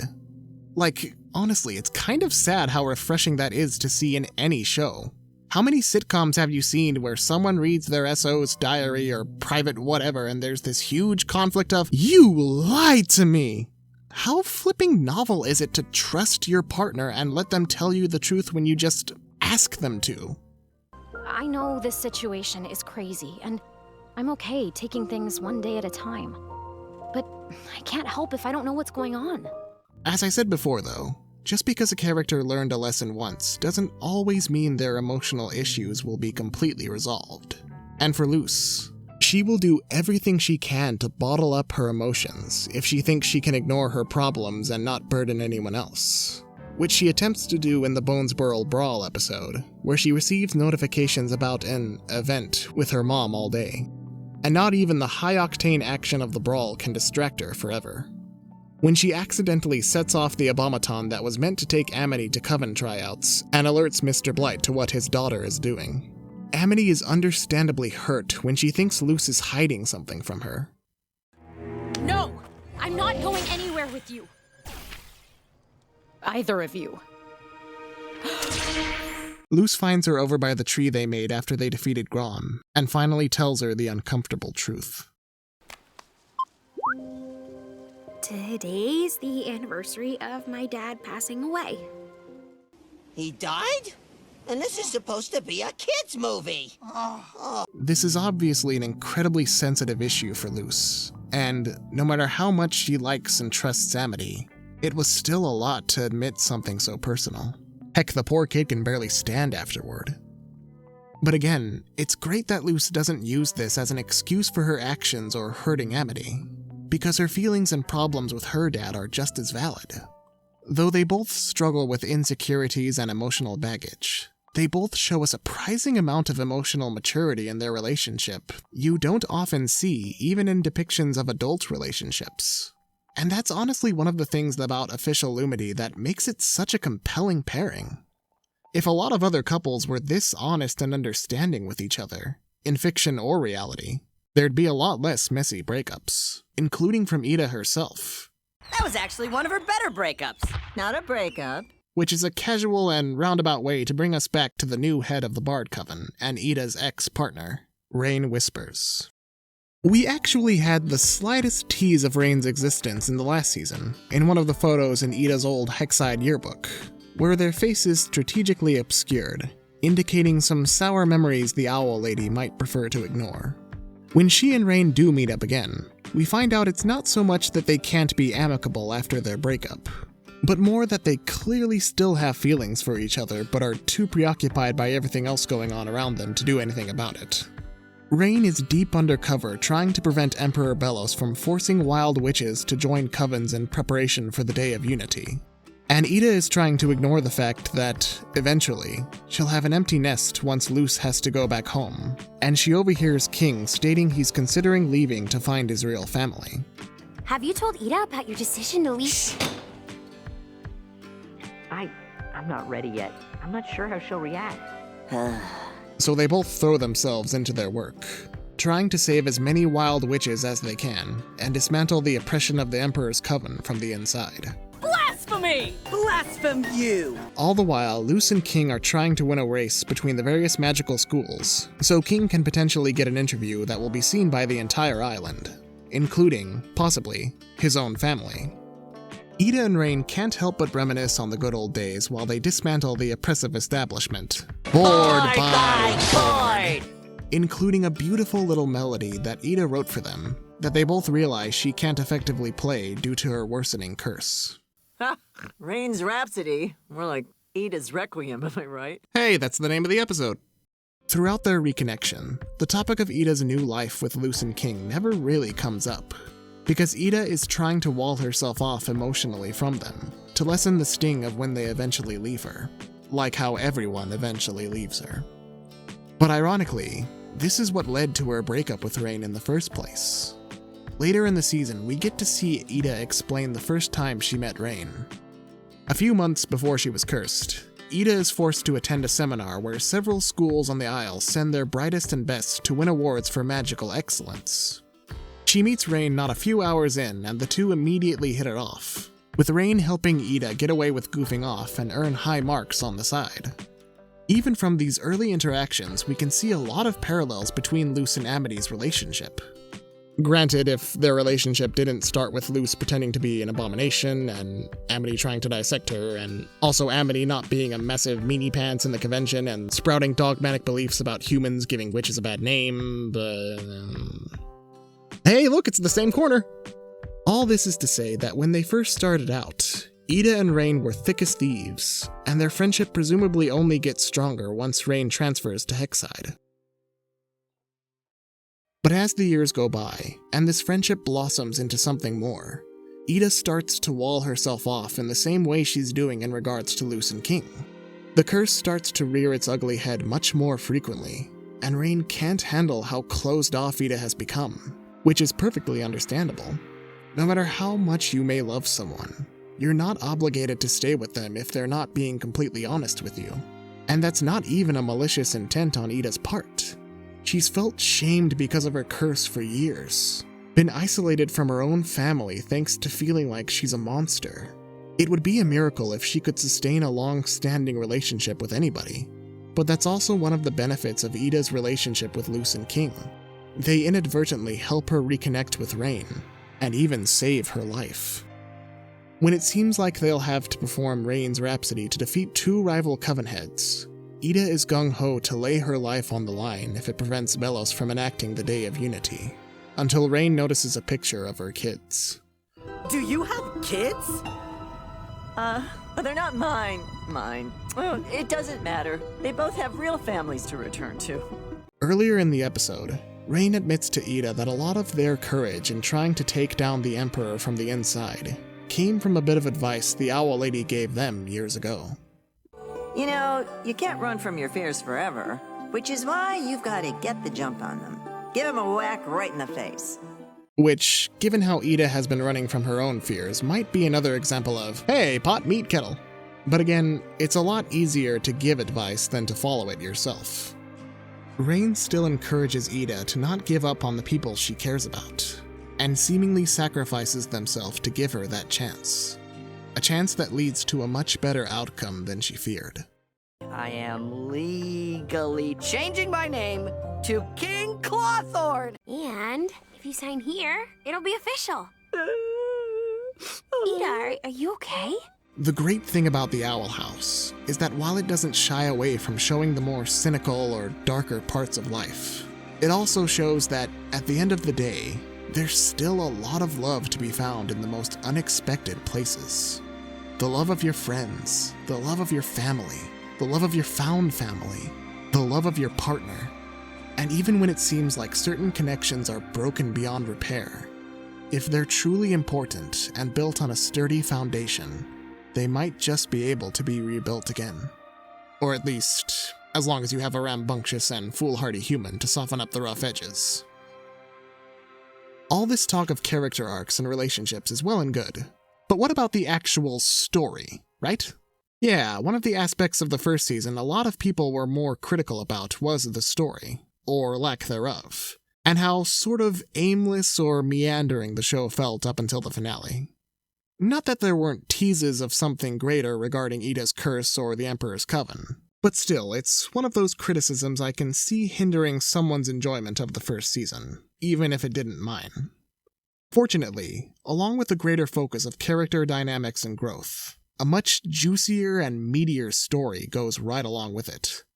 Twists and turns, rising tension, and not a few unexpected shifts that forever change the status quo. And all while never feeling too rushed or too sudden, despite...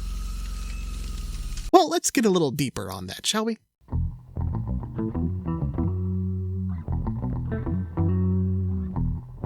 It's kind of funny. I say that Season 2 never feels too rushed or cluttered despite everything introduced. Yet I've actually noticed some contention about this when I made a community post about Season 2. Which, granted, means about 4 or 5 channel regulars, but still, it was a little surprising to me. I mean, as I always say, my opinion isn't the end-all, be-all of a cartoon made for a demographic literally half my age. I'm a Z-list YouTuber who doesn't even have a TV tropes page. I'm not about to get a swelled head. But I'm still just completely baffled at how much Season 2 does for me in terms of its execution. Granted, not everything is perfect, and I'll talk a bit more about my gripes later. But overall, I find the flow of the plot and themes to be much smoother than what we got in Season 1. But to be fair, Season 1 wasn't exactly focused on the greater plot involving Belos and the Day of Unity just yet. One of the nicer things about Season 1, in hindsight, is that it laid a lot of the groundwork establishing what this world was and how things worked. The Coven system, demons and witches, the various locales of the Isles. It painted just enough of a picture to keep you interested, while still being mostly focused on telling slice-of-life adventure of the week episodes. The show is hardly unique in that regard. A lot of first seasons will spend most of their time establishing the ground rules of the world, before branching out into other territory. But it really does feel like Season 2 is where the Owl House starts to focus less on the fun side of the demon realm, and more on the developing sense of dread concerning the stranglehold Belos and the Covens have over everything. A creeping unease that isn't always apparent to the rest of the Isles, thanks to being engulfed in propaganda, but starts to get worse and worse for the audience the longer the season goes. There's a much more potent focus on the 9 Coven heads and their duty to gather more witches for their covens in preparation for the Day of Unity, and the Emperor's Coven itself expanding beyond just a threatening presence in the background, to actively becoming daily threats to loosen the others. Heck, even faceless lackeys aren't above killing literal children if they get in their way. So, did you come with anyone else, or, Ugh, this is boring. It's not necessarily that the show has gotten way darker. There's still a lot of great jokes and relatively light misadventures in between the aforementioned creeping dread. But I think just the fact that you know something deeper is up, that even when the cast are having those fun little misadventures, they more often than not manage to tie back into the main plot threads somehow, reminding you that it's not all fun and games this season. And sure, we kinda had that last time with the threat of Lilith trying to recruit her sister for the Emperor's Coven, but it was never really more than a minor nuisance up until the final 2 episodes of the season. This feels way more personal, more dramatic, like some kind of sword dangling just overhead, waiting to drop at any moment. What was that called again? The sword of Damocles is hanging over my head. Yeah, that thing. Thanks, Rocky. But on the topic of the plot, it's kind of amazing just how much of it ties together this season, even when it seems completely disconnected at first. The origin of Ida's curse, Luce's attempts to make a portal with the diary of Philip Whitebane, King's forgotten past and unknown parentage. These 3 things couldn't feel more separate, but they all have one unifying link. One of the biggest mysteries introduced in Season 2, and also one of the most enigmatic players introduced in this little game called the Owl House, the Collector. A being first seen in the Owl Beast's flashback, mentioned by Philip Whitebane in his diary as someone who can somehow help him accomplish his mission in the demon realm before returning home, and someone who has some kind of answer to King's journey of self-discovery. To talk about who exactly the Collector is would be to spoil a huge part of Season 2 in general, so we'll cover it in a more spoilery section later on. But the important part is the different layers to the many mysteries presented throughout the show, and the way each mystery unravels while still adding plenty more questions as they do. And the key part of any mystery is knowing when exactly to reveal certain crucial parts of the story, not just to the characters, but to the audience as well. I don't remember exactly where I heard it from, either from my high school film studies teacher or some behind-the-scenes special, but in the seminal Alfred Hitchcock movie Rear Window, much of the movie's plot is framed from the main character's perspective. Like, literally, most of the point of view shots in the film are framed from his perspective in his wheelchair. It's actually ingenious. Rear Window is so f***ing good. Anyway, about 20 or so minutes into the movie, the main character, whom I'll refer to as Jimmy Stewart for the sake of brevity, hears a sudden scream and crash from somewhere in the courtyard apartment complex. The film transitions into several time jumps where he watches one of his neighbors from across the way, the one whose curtains have been drawn for most of the night, removing several suitcases from his apartment at nearly hour-long intervals in the dead of night. Fairly unusual behavior after that sudden scream and crash. Pretty sus. But the kicker is the one bit of information that he doesn't see. Most of the information we get in Rear Window only happens when Jimmy Stewart witnesses it. But the only time we, the audience, are privy to something he doesn't know is near the crack of dawn where we see another woman leaving the apartment with the sus neighbor. Is that his wife? No, it can't be, right? Earlier scenes established she was mostly bedridden. But if it's not her, then who else could it be? Jimmy Stewart doesn't figure out this information until much later in the movie, where his detective buddy tells him the sus neighbor's wife was seen leaving with him to the train station. But this pivotal information is dangled in front of us like a worm on a hook, enticing us to find out more. This isn't even the only Hitchcock movie that does this. North by Northwest also revealed its hand fairly quickly, but if I talked about all the great Hitchcock flicks, we'd be here all day. I don't think it's critical that every mystery feature a scene like this, but it certainly helps to build the tension. And the second season of Owl House has several great scenes like this. The most important is too juicy to spoil here, so again, spoiler section later. But that doesn't mean there aren't sprinklings of information we're privy to long before any of the main characters are. One of the biggest early on is the reveal of Belos' face. Yeah, the big man in a mask himself doesn't keep his mask for very long this season, which honestly came as a huge shock to me. I predicted that a face reveal, if it ever came, would probably be saved for the end of the season, after his mask got broken or someone dramatically takes it off Phantom of the Opera style. But the show takes a much more subtle approach that is actually greatly appreciated. It's sort of like the reveal of Fire Lord Ozai in Avatar: The Last Airbender, where much of the show prior to Season 3 either showed him from the back or obscured his face with flame and shadow. And usually after a show or movie makes it a point to not show you someone's face, you're expecting the eventual reveal to have some kind of kick to it. Let's see the gross half of your face! Come on! Let's see the gross half of your face so I can get out of here! That nose better be piggy! But when we do finally get to see his face in Season 3, he's just a guy. No weird physical deformity or anything like that. He's just a fairly handsome, ordinary-looking man. Honestly, what did you expect? Belos' face reveal kind of has the same effect, where you expect to see some kind of monster or hideous individual. But when we do finally see him, he's not really all that different from any of the other witches we've seen.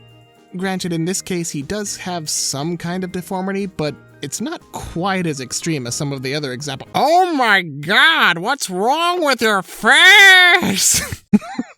F***ing stupid. It would be just as easy for the show to reveal Belos' face when he actually does it for every other character. Especially when we start out the very same episode with Gus and Willow wondering about it themselves.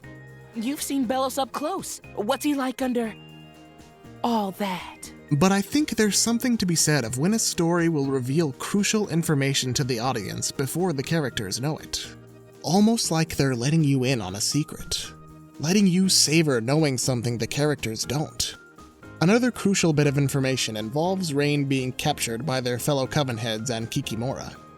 The next time we see them, as the Emperor's Coven scrambles to prepare for a Coven Day festival parade, Rain is shown to be completely oblivious to their prior exploits trying to take the Emperor down, being given some kind of memory suppressant drink by the head of the plant coven, Terra Snapdragon.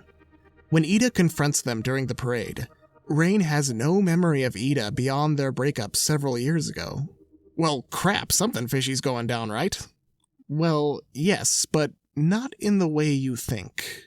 The flashback episode where Ida and Rain first met shows them doing a neat trick with their bard magic, whistling to influence the taste of a drink, which clues attentive viewers early on that they might have been faking their amnesia.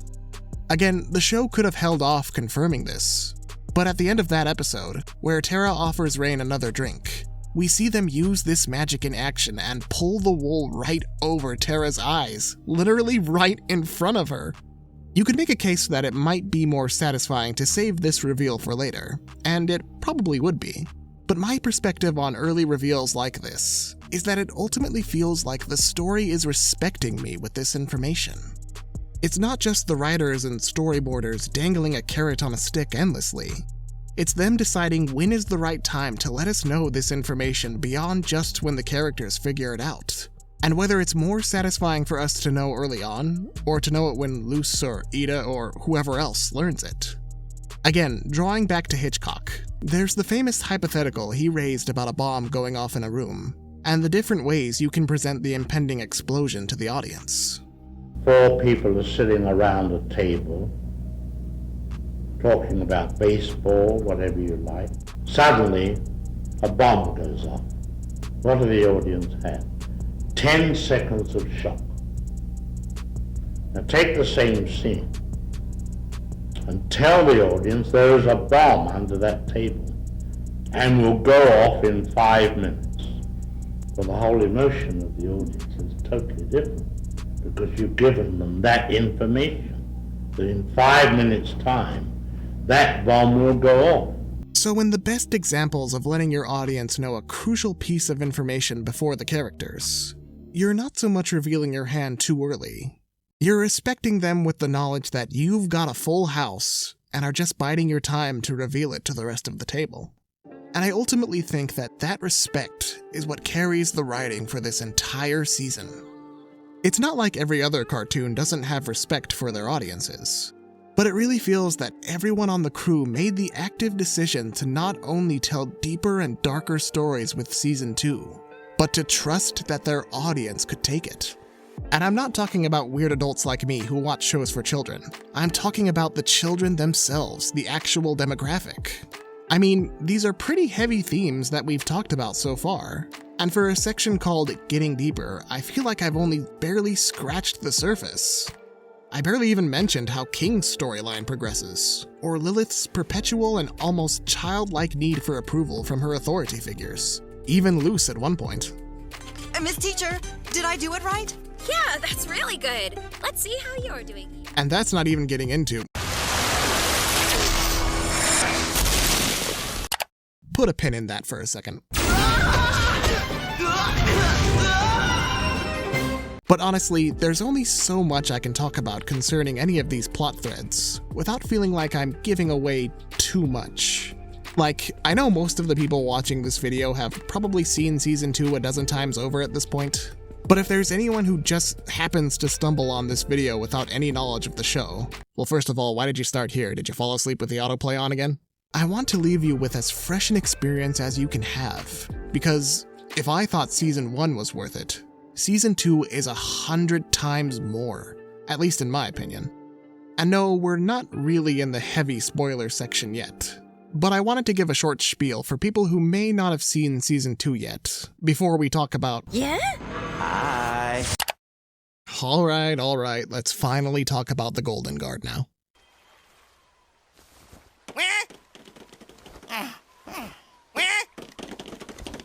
If Amity was the surprise breakout character of Season 1, thanks to her complex character arc, the Golden Guard, Belos' second-in-command and nephew, is this for Season 2.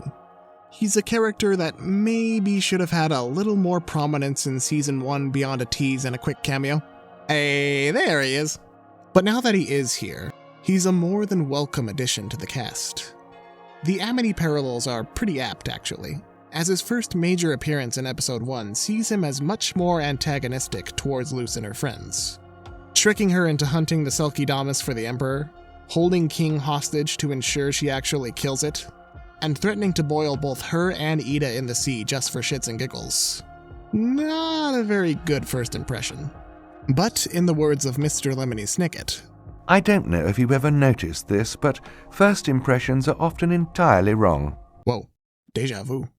While the Golden Guard starts out as your prototypical masked number 2, a la Darth Vader, or perhaps more appropriately, Kylo Ren, Take that ridiculous thing off. It soon becomes apparent that there's more to this golden boy than meets the eye. Namely, psychological trauma and an obsessive need to prove himself useful, which, join the club, we have jackets. In his second most prominent episode, the same one where Luce is starting to have some existential doubts over her future studying magic and her impulsiveness, we not only get more shenanigans involving the Double G, but a face reveal too. And, much like Belos, it's both kind of anticlimactic and also fitting in its execution. He's just a kid, not a year or two older than Luce. Yet there's so much put upon his shoulders at such a young age. Not only that he's basically the new leader of the Emperor's Coven, but that he enforces Belos' will to the letter, revering him not just as his uncle, but as the shining savior of the Isles he claims to be. And everything that's put upon his shoulders, he loyally accepts, practically begging to bear even more weight than he can. Even in a more normal context of a child prodigy taking on a lot of responsibility, this mindset is not exactly healthy. Thankfully, Luce is there to knock some sense into him. What? Even though they're still at odds with each other in the episode, with the Double G trying to round up some palisman for his uncle to sate himself with. and Luce trying to defend them as she tries to find her own purpose and maybe get one of them to partner up with her. They also find themselves on Kikimora's shit list, as she's had enough of playing second fiddle to Belos' second fiddle, and tries to dispose of him, forcing them to work together to get the palisman back from her. Truce! Too slow. They have a small moment where Double G admires Luce's new glyph combos, which he's been perfecting ever since learning the 4 basic glyphs of light, ice, plants, and fire, to create new, more powerful spells. He enthusiastically admits to studying this type of magic from the Savage Ages, before remembering himself and dismissing it as wild magic, something he and his uncle lost their entire family to. Allegedly. Still, this moment of shared enthusiasm is enough for Double G to act his age and open up about himself, if only just a little. About how, without his artificial staff, he can't produce any type of magic, the same as many of his other ancestors. And since Belos took him in, he's felt like he's had a secure place in the world, one where the Titan has, quote, big plans for him, unquote. At least you have your future figured out now. At least you can figure out your own. He wouldn't admit to it now, especially to Luce, but there is some small part of the Golden Guard that feels a little lost in his place, even if it is secure. He loves to study about history. He wants to learn all he can about magic, even the kind deemed restricted. But he can't. Not as long as he has to enforce the very system that forbids it. It's what leads him to turn on Luce even after she puts her trust in him. His sense of duty and, dare I say, patriotism, overtaking any bond they might have forged.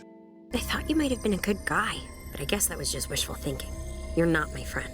You're just the Golden Guard. But even then, he's more than just a goon in a mask. My name is Hunter. Much like Amity in the previous season, this episode shows there's a little more to Hunter than just the gleam of his golden garb. And there's definitely potential for him to break out of his narrow worldview, where the Emperor is always right and speaks only the will of the Titan. He's already kind of done that by accepting the Cardinal Palisman that took a liking to him earlier. Oh, I was not expecting that. The parallels with Amity's character arc only grow stronger the next time we see him, where he and Amity actually get substantial screen time together, and he's the one who puts the idea in her head that Luce expects her to prove herself as an awesome girlfriend, or their Splitsville. Seems clear to me. Come back with results, or else you can figure out the rest. A little harsh, especially from someone who doesn't even seem to know the first thing about women. I mean, look at this goob. But it's not necessarily romantic feelings he's basing this presumption on. The reason he heads out to Eclipse Lake to look for Titan blood the same time as Amity, Ida, and King is that Belos also needs it as a key ingredient to completing his portal for the Day of Unity. And when he offers his service to gather blood from the lake, he's brushed aside in as gentle a manner as we've ever seen Belos have. Good night, Hunter. Hunter wants to be useful to his uncle and the Coven at large, but more than anything, he also wants to be taken seriously. He doesn't want to be seen as a powerless witch or a kid playing dress-up in the Golden Guard garbs. But this need to prove himself doesn't come from a place of mutual respect or even love. As we've seen with Lilith, Belos will tell you exactly what you want to hear. That he can heal Ida's curse, or that the Titan has big plans ahead, but will ultimately put his own needs before anyone else, having no loyalty even to those who would cut off their own arm for him. So when Hunter sees the cryptic messages Luce leaves for Amity, he can't help but interpret them in the way he always feels if he disappoints his uncle. Constantly on edge, thinking he's one mistake away from being disowned or cast aside. Best shown when they get further into the lake and find it completely barren of any Titan blood. But I can't go back empty-handed. Not again. Long story short, this is my grave.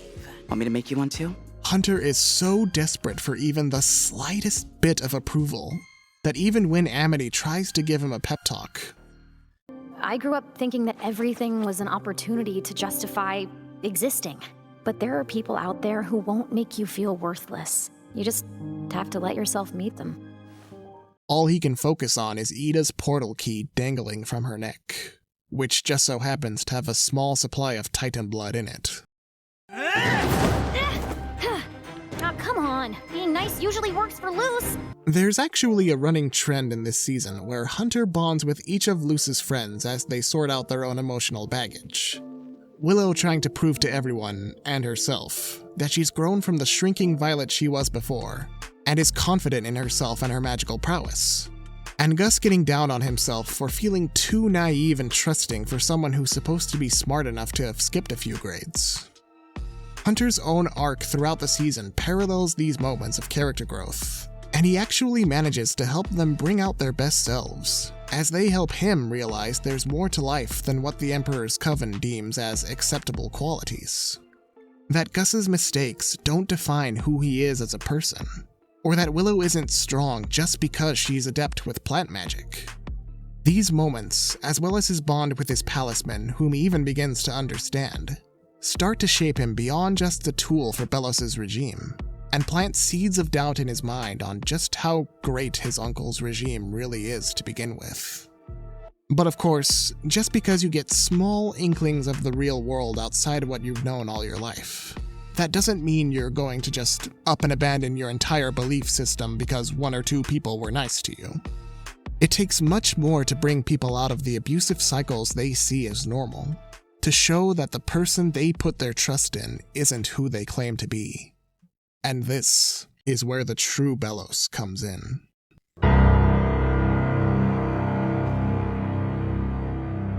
If you've seen my previous video, which I hope you have, otherwise several of the jokes and talking points up to this point will make no sense, you'll remember that I went off on Belos and his Coven system being pretty allegorical to real-world fascist regimes, and how they arise from seemingly altruistic places on the part of the man in charge.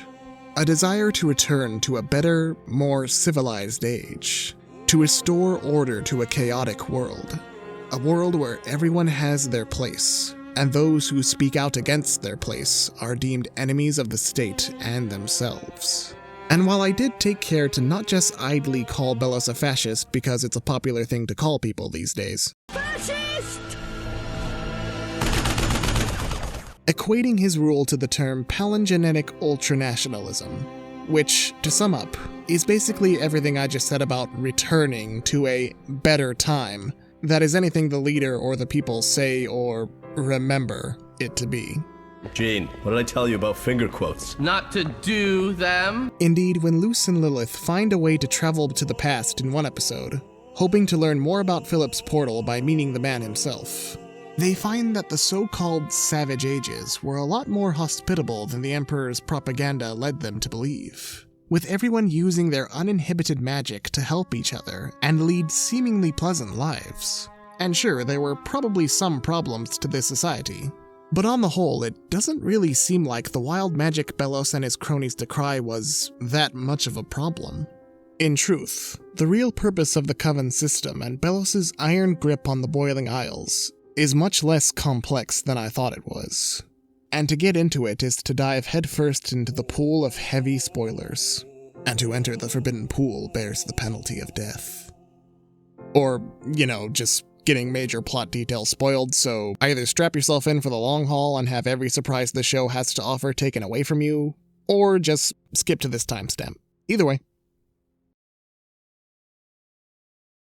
Possibly the biggest shakeup in the entire season, if not the show, comes in episode 16, Hollow Mind, an episode that sees Luce and Hunter finding their way into Belos's mind, much like Luce and Amity traveled into Willow's in season 1.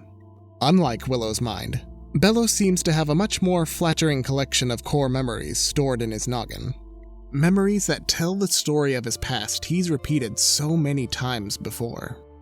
His family destroyed by wild magic, his creation of the Coven system to protect the people from their own chaotic power, his triumph over wild magic.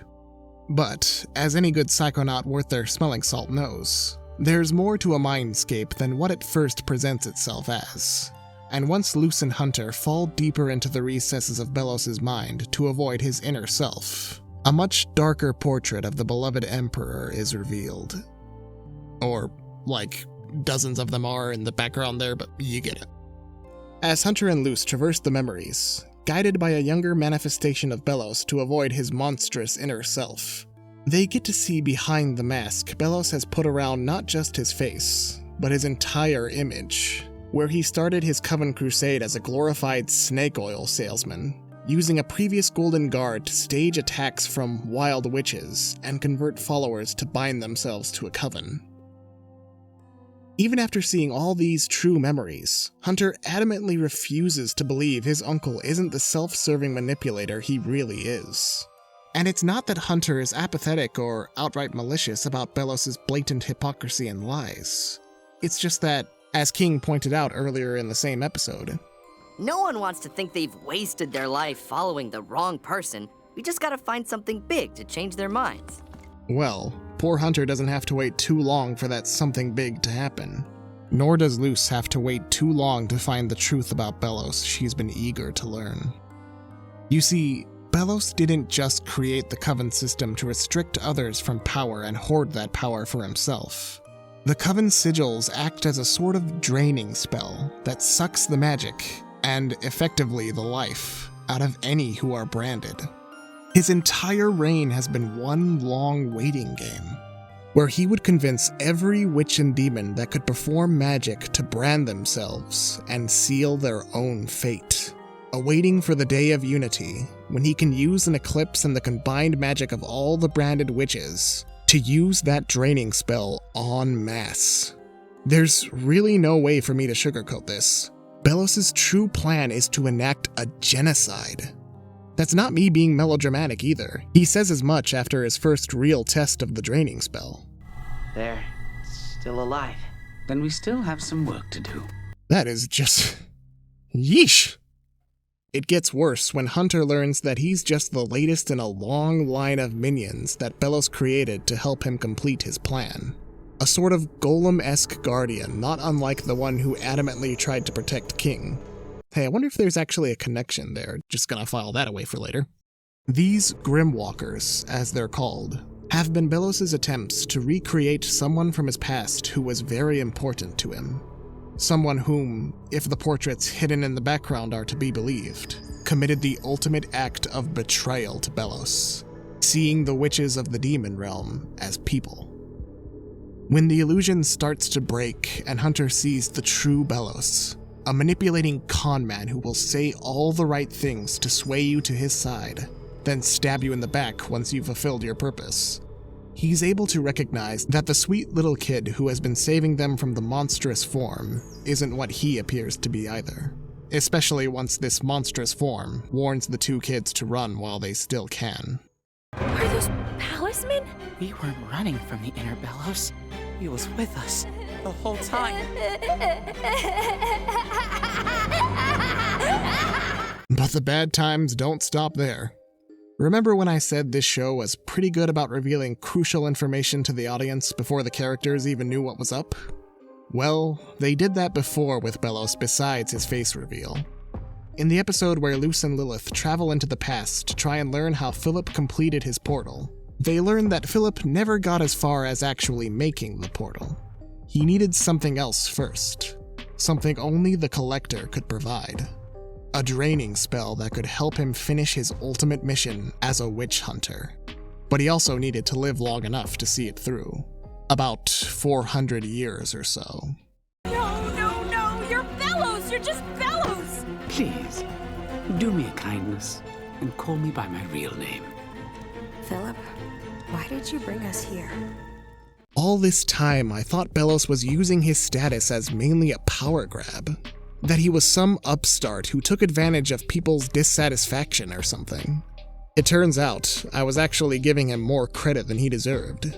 The reality is that he's just your garden variety bigot from way back when, who knew how to speak the people's language in order to get what he wanted. A bona fide witch hunter that, if this wasn't a kid's show, would probably come with all the religious zealotry that implies. Suffer not a witch to live, as the good book says. Doesn't the Bible say, judge not lest ye be judged? The Bible says a lot of things. Shove her!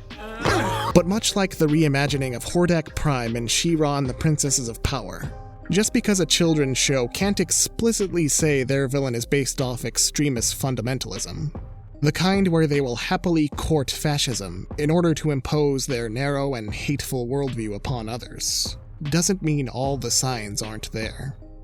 Similarly, his emotional and possible physical abuse of Hunter, while never too explicit for obvious reasons, mirrors what a lot of abuse victims go through from their own family members. Poor souls who just want to prove their love for people who will never lift so much as a finger for them in turn. This all makes Belos one of the more terrifying villains to come out of a Disney property, right up there with Judge Claude Frollo or Lady Tremaine in terms of horrifying realism. And yeah, there's enough fantasticalism to separate him and those other examples from real-life bigots or abusers. But when you look at their actions and compare them to actual abusers in the church or at home, you realize that someone like Belos could, and more likely than not does, exist in reality. And that's much more horrifying than even the frickin' devil being a canon Disney villain. And yeah, I know his name's Chernobog, the point still stands. All this would be bad enough, but Belos' efforts are just beginning to see fruition. He has an army of his own witches and demons, the abomatons that he purchased from Amity's parents, and the blind faith of his followers to lead them happily to their doom. This is where we find ourselves in the season finale. This is the Day of Unity.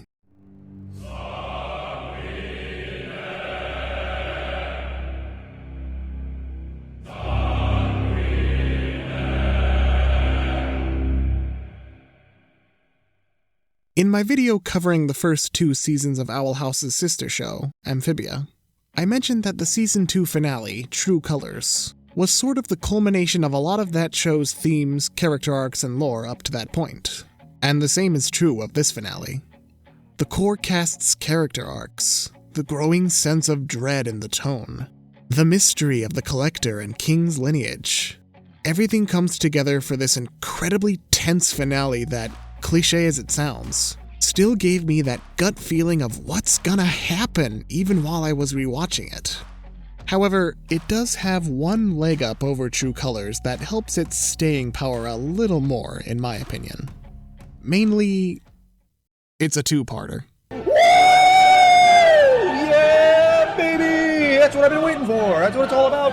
Woo! Granted, that doesn't mean the pacing is perfect. There is a major element of these episodes and the later half of Season 2 in general that I kind of have a huge gripe with, but that doesn't change the fact that this finale, you guys, this frickin' finale does so much for me as a whole.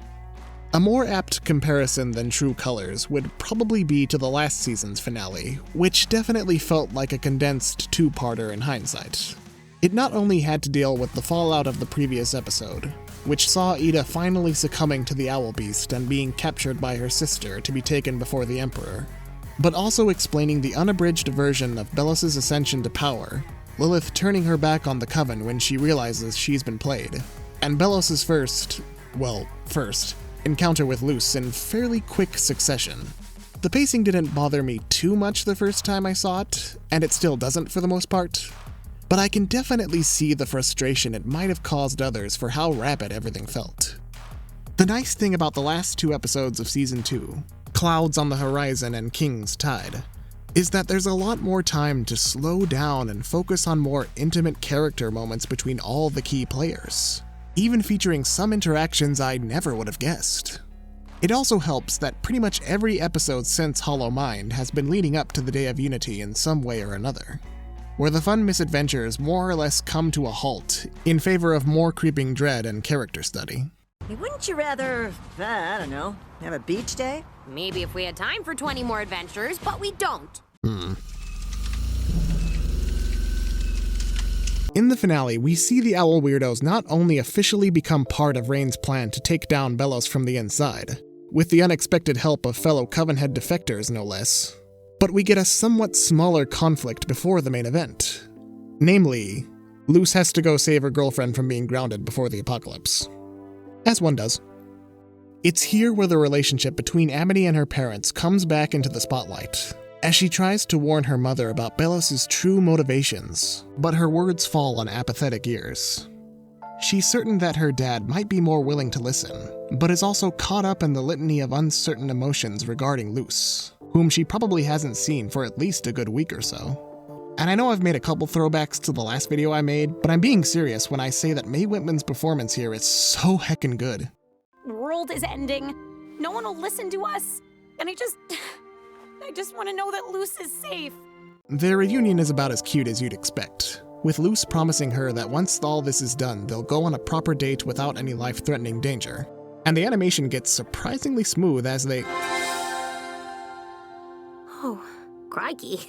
Like, damn, though! I know, there's more important things going on in this finale than Lumini, but also, this is kinda frickin' important in a meta sense. I don't think I need to reiterate what many others have said about the struggle of including more LGBTQ+ representation in kids' media, and I'll talk a little more about it in a less spoilery section so no one can escape the gay.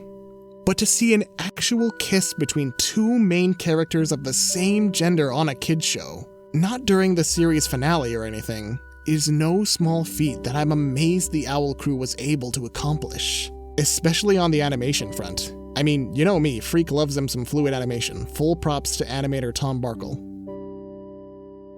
For something that was so anticipated and affirming for a lot of LGBTQ+ fans, and something that will help many young people find solace in who they are, to have the same kind of fluidity and attention to detail as the most intense fight scenes in this show.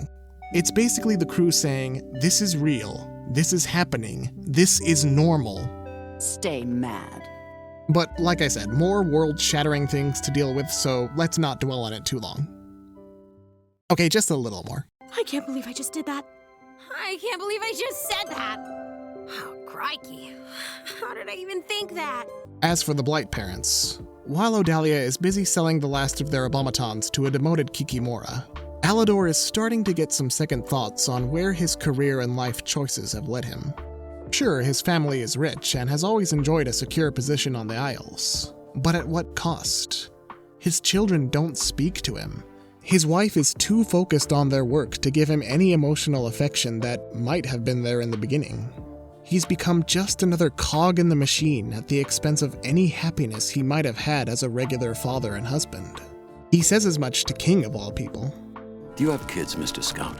Oh, no. I'm probably not the right person to give Dad advice.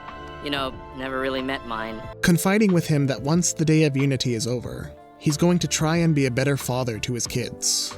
Which is admirable character development, if not just a little bit rushed.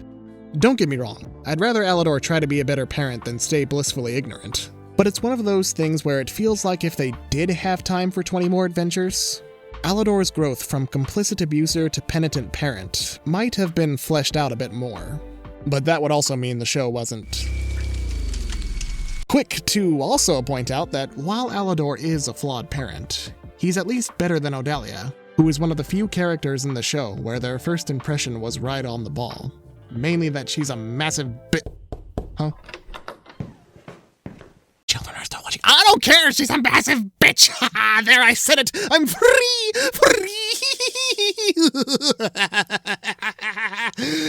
When Alador tries to reason with her that Amity is telling the truth, that King told him about the true purpose of the Day of Unity and the draining spell, and that Belos commissioned the Abomatons to act as enforcers to make sure no one escapes, Odalia casually admits that she already figured that out, only caring that the Emperor promised to spare them in the new world he'll make. You're welcome, everyone. Which, you would think she'd realize that her having a sigil would mean she'd die too, but capitalists aren't exactly the best at thinking of the long-term consequences of their actions. Besides how rich it will make them anyway. The world may be coming to an end! Well, that's a fourth quarter problem. We'll drop a bomb on that bridge when we come to it.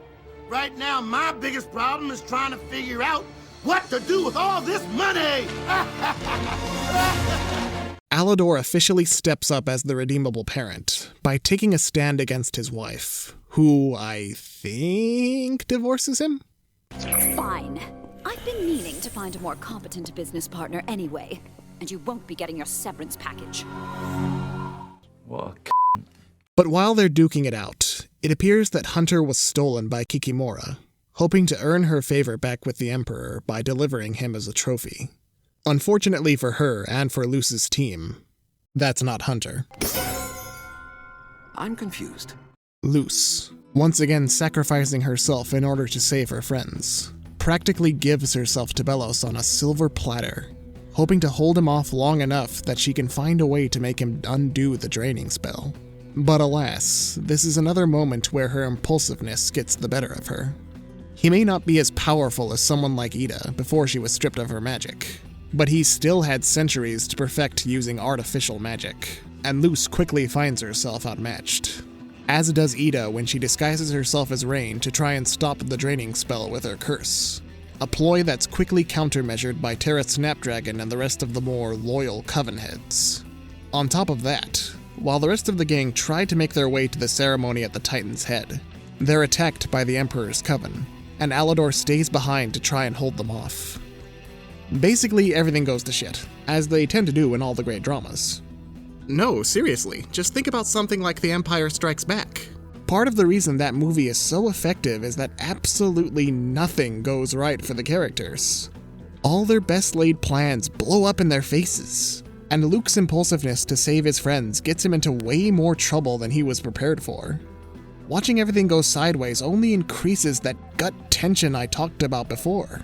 The kind that feels so agonizing yet so gratifying all at once.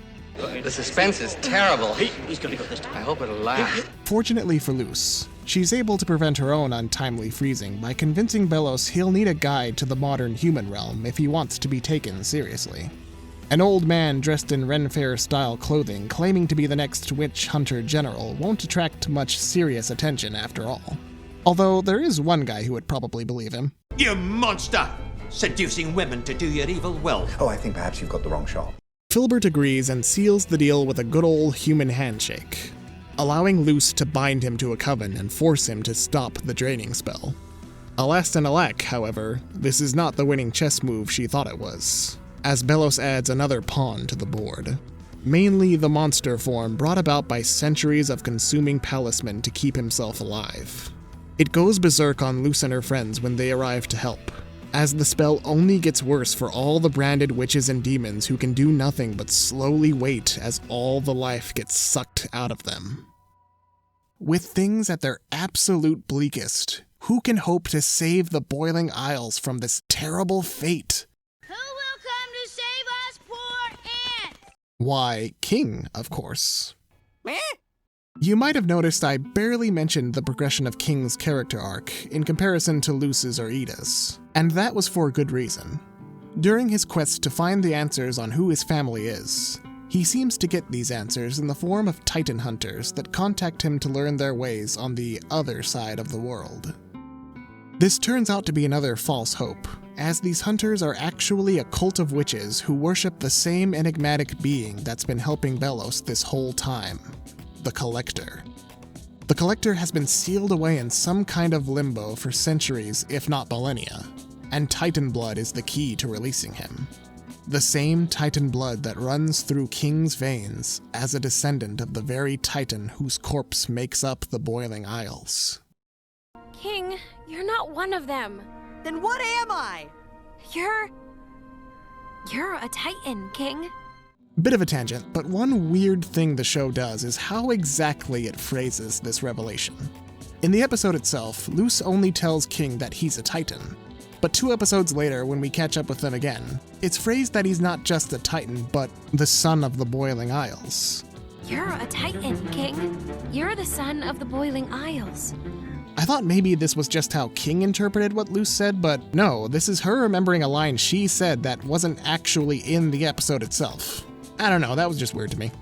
King's subsequent response to this revelation is one that more or less completes his character arc from lovable narcissist to selfless hero, as he spends much of his time figuring out what he wants to be through a mini road trip with a recurring side character in the Emperor's Coven, Steve. Spending their time appreciating the simpler things on the Isles, helping people where they can, and King reflecting on how, all his life, he wanted to be feared and respected as the king of all demons.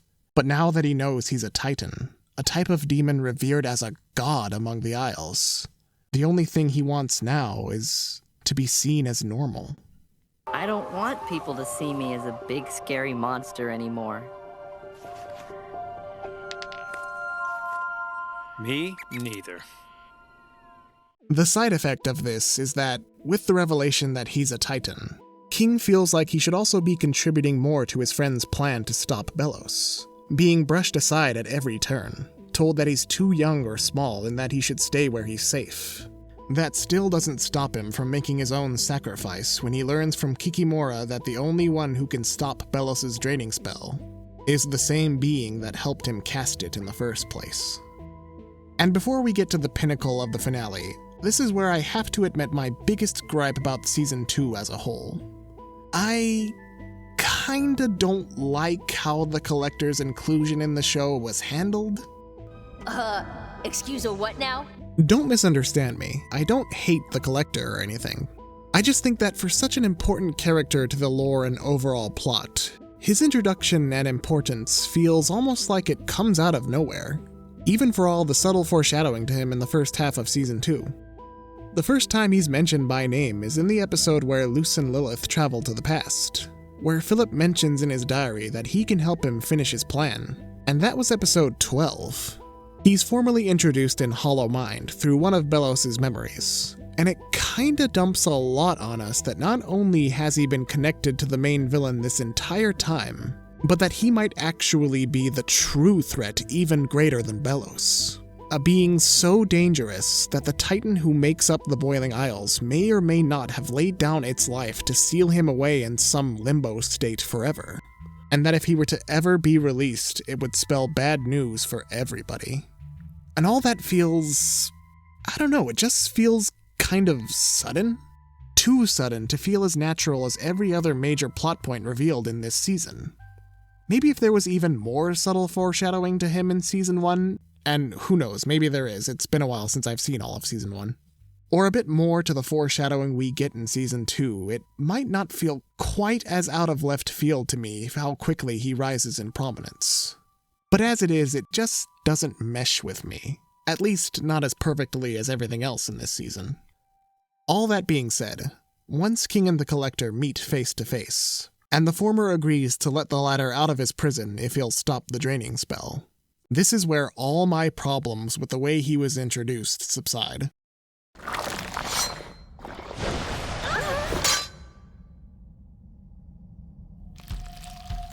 What you playing? This little gremlin, man. When he takes a more corporeal form and immediately starts talking about playing games, that's where I was truly sold on his character. From the first impression we got of him during the Owl Beast's flashback of its capture, or the way the Titan Hunters revere him as a god, you might expect him to be some chaotic monster being that takes delight in the suffering of others. But no, he's actually something much worse. Boom. A child. No. That's really the long and short of it. The Collector may be some kind of all-powerful being with enough powerful magic to make Belos look like a wounded puppy. But at his core, he's just a kid. The absolute chaotic kind of kid who bounces from one thought to the next, coming up with random games and insisting everyone keep up with him as he constantly changes the rules to his whim. It's debatable how malicious he even is in that regard, as a lot of kids, through no fault of their own, don't exactly understand basic empathy. That's something you develop as you get older, when you start to consider how other people think and what they might want to do or play beyond your own desires. But the Collector is permanently stuck in that pre-empathy phase of pure, unbridled chaos that may not be actively malicious, but is no less dangerous. Basically, he's like if my wife's little cousins had godlike powers, and that is a most disturbing thought indeed.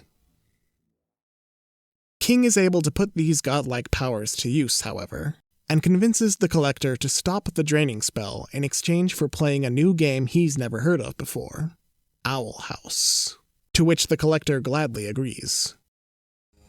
Okay.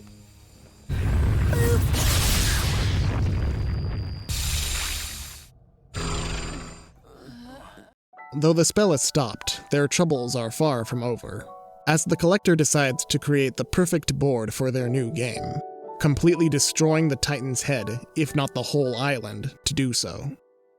Having no other exit, the kids rush through the finished portal to the human realm, accompanied by an unwanted straggler. All except for Luce, who insists she can't leave without helping Ida and everyone else out first. King, who had stubbornly refused to even think of letting Luce go back home before, performs one last act of sacrifice that cements his maturity in the most heartbreaking way possible. Luce, I'm so happy I had you as a big sister.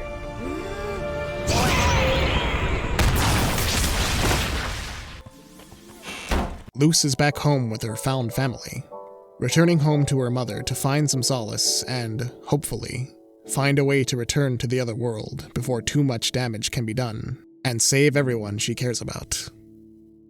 Hey, this sounds familiar. I joke, but this combined two-part finale is basically if you took the stakes of True Colors and truly perfected the pacing, at least to my preferences. And much like True Colors, the cliffhanger ultimately leaves us in the most exciting place considering the future of the show, destroying the status quo. Because the status is not quo. It just leaves you so amped thinking of all the possibilities and all the new arcs and all the I can't keep ignoring it anymore, can I?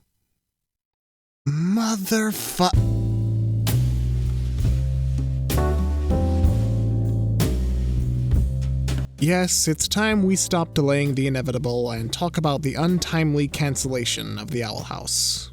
Also, welcome back to everyone who skipped like 3 hours worth of spoilers. Go watch the actual show later. Back in May 2021, about a month before Season 2 premiered, the show was indeed renewed for a third season, but one that was significantly shorter than the previous two, consisting of 3 44-minute specials that would also mark the end of the show. So maybe cancelled isn't technically the correct term to refer to this situation so much as cut much shorter than anyone on the crew intended, forcing them to scramble to try and tell the rest of the story as succinctly as they could. We'll just stick with cancelled and cut short for brevity. This would honestly explain a few of the gripes I had concerning semi-rushed character arcs and the introduction of the Collector as a whole. And it's kind of hard to really critique the pacing decisions of Season 2, knowing how Disney more or less pulled the rug out from under Dana Terrace and the entire Owl crew. The eventual announcement that the show had been cut short was met with quite a lot of backlash, and rumors regarding the reason for this abrupt end. But Dana Terrace eventually took to Reddit to dispel a few of them herself, saying that she believes it wasn't due to poor ratings or the greater LGBTQ+ rep present in the show, but more so because the almighty Disney overlords didn't see the Owl House as fitting the most important thing to a company: their brand.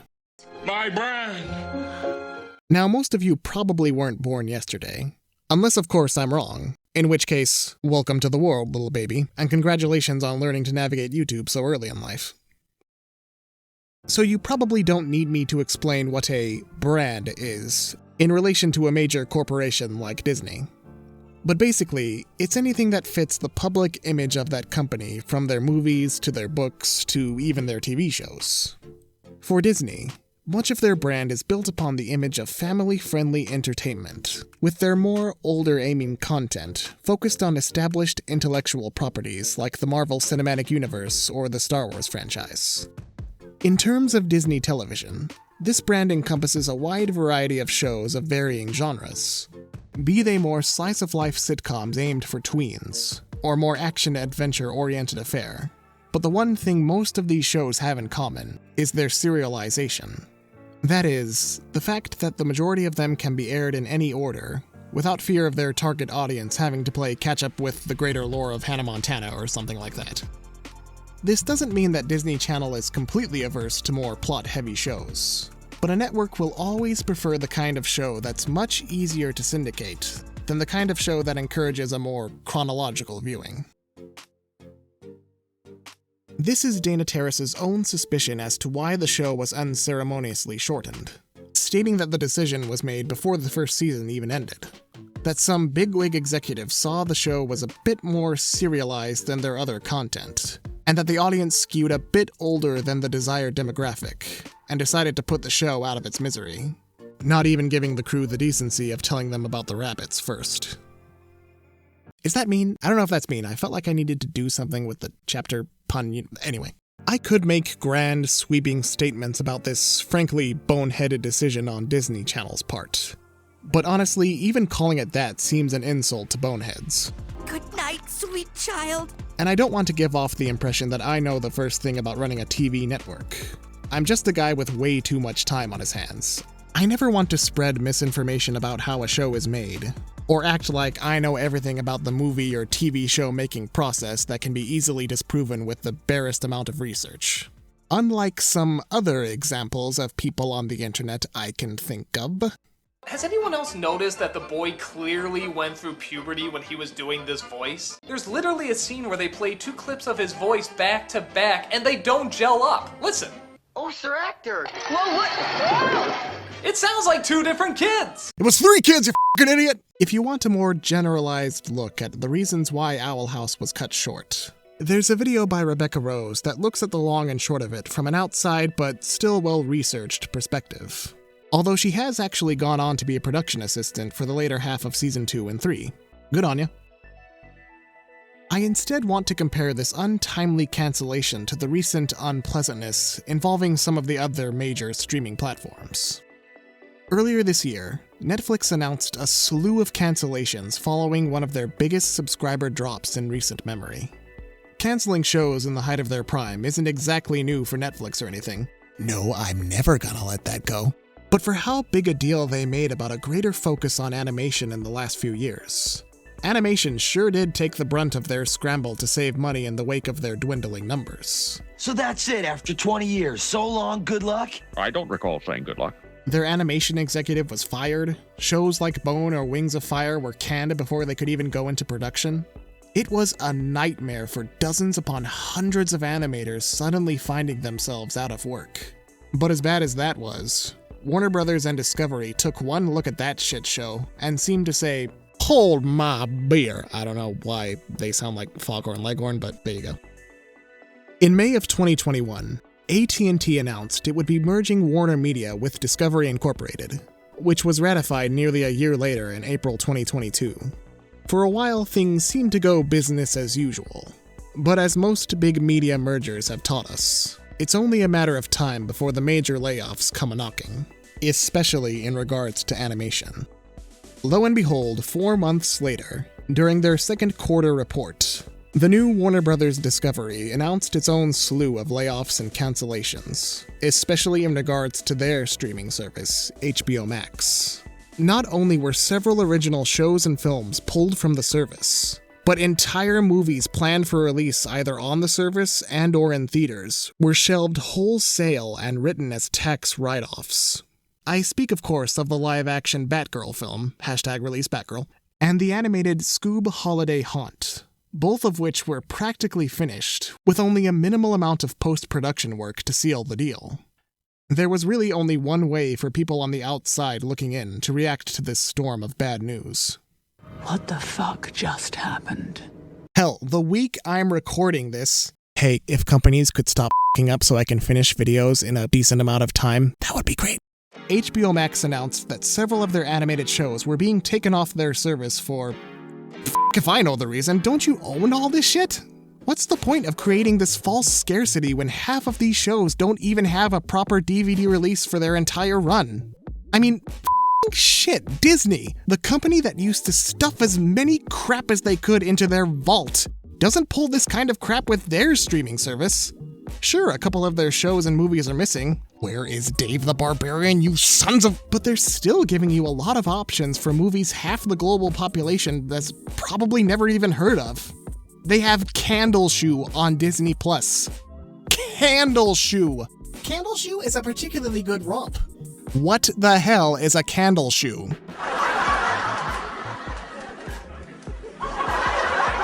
Indeed, Disney isn't the only company that can completely screw over its own crew members and products in this, the glorious streaming age. Ida, who's even gonna watch this? No one watches crystal balls anymore. It's all about streaming. And it ultimately leaves one feeling pretty hopeless knowing that any minute, some millionaire f***head can take a look at a show that doesn't exactly fit what they deem as their company's brand and rake it across the coals, shortening its episodes or outright canceling it altogether. There were many who took the announcement that it was more than likely the brand that caused the Owl House's cancellation as an excuse to compare it to some of the darker moments in their storied history. And that's not exactly the same thing. Again, Rebecca Rose's video discusses it more thoroughly. But when discussing brands, it's more age demographics and statistics for a given channel that executives care about. It's the reason shows that get a slightly older audience's attention are often cancelled, even if the following is fairly vocal. Merely pointing out the seeming hypocrisy in Disney saying something like the Owl House doesn't fit their brand, when you compare it to some of their other media involving witchcraft and sorcery, isn't going to solve anything. But it is fun, so I'm doing it anyway. The obvious go-to that even people like Alex Hirsch give is the ever-popular Night on Bold Mountain segment of Fantasia, featuring a Sabbath/G-rated orgy of demons, ghouls, ghosts, goblins, big-titted harpy GFs, and, again, a freaking god of evil at the center of it all. Which is not so off-brand that Disney isn't willing to capitalize on people's nostalgia of the scene for a quick buck with their live-action remake wheel. There is also the sentimental Halloween favorite Hocus Pocus, a film that centers around 3 witches hanged for the crime of child murder, coming back from hell 300 years later to finish the job and suck the lives out of every child in Salem, Massachusetts. Fish out of water shenanigans to ensue. You would think that a film that covers somewhat darker material and seems to encourage you to actively root for the child-killing witches at times, as well as flagrantly throwing around the fact that only a virgin could have revived the witches from the grave in the first place. Are you a virgin? Look, I'll get it tattooed on my forehead, okay? Would kind of force Disney to tuck it away in the back of their collection and forget it ever existed, right? Nope. Come every Halloween, like clockwork, merchandising of Hocus Pocus springs up in every Spirit Halloween store, like every Spirit Halloween store springs up in every closed-down Borders bookshop. And the cult classic nature of this movie is set to spawn a long-awaited sequel later this year. A much funnier example, though, is in the somewhat obscure follow-up to Mary Poppins' success, Bedknobs and Broomsticks, a movie featuring Dame Angela Lansbury teaching herself magic through a correspondence course to fight the literal Nazis and put an end to World War II 5 years ahead of schedule. I am 100% serious. The Nazis are the main villains in this 1971 Disney movie. The frickin' swastika is displayed front and center within the first 5 minutes in the opening credits.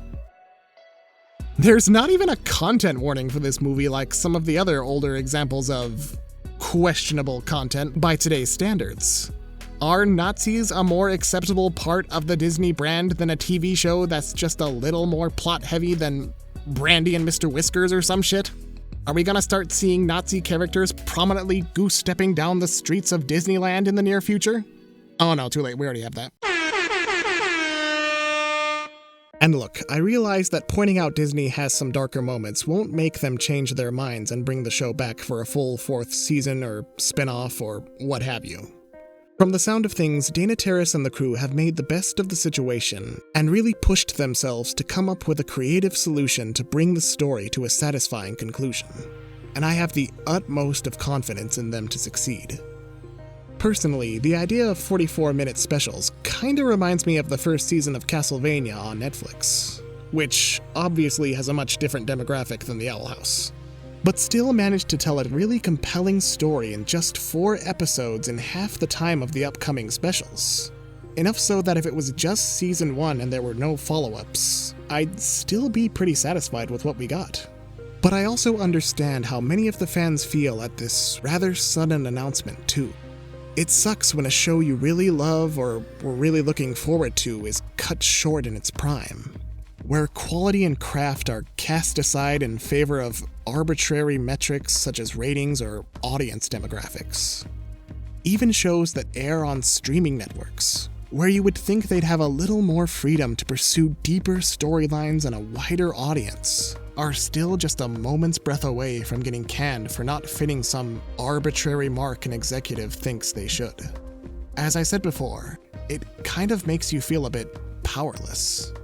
But one thing Dana Terrace mentioned is that a lot of the fans' organized efforts to get hashtags like Save the Owl House trending on Twitter, or to have scheduled marathons where they'll watch episodes on Disney Plus, are seen as useful metrics to gauge interest in particular properties. Heck, in the beginning of August, it was announced that The Owl House was the third most in-demand show for July, only behind long-running giants like Sesame Street and SpongeBob SquarePants. None of this guarantees a new season or anything, but all this recognizable and recordable hype could lead to spin-offs in other media or something of the like, and that at least is an encouraging thought. I think we'd all prefer that The Owl House managed to tell the complete story it meant to, but something's better than nothing in any case. And that's why I'm at least glad they were able to get even 3 episodes out of all this corporate bullshit.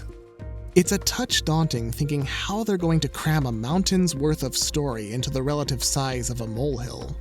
But if anyone can figure it out, it's probably these guys. Season 2 was absolutely frickin' brilliant. So much so that even at the current length of this video, I feel like I still haven't covered half of what was so great about it. Thankfully, there's always this little segment I can fall back on.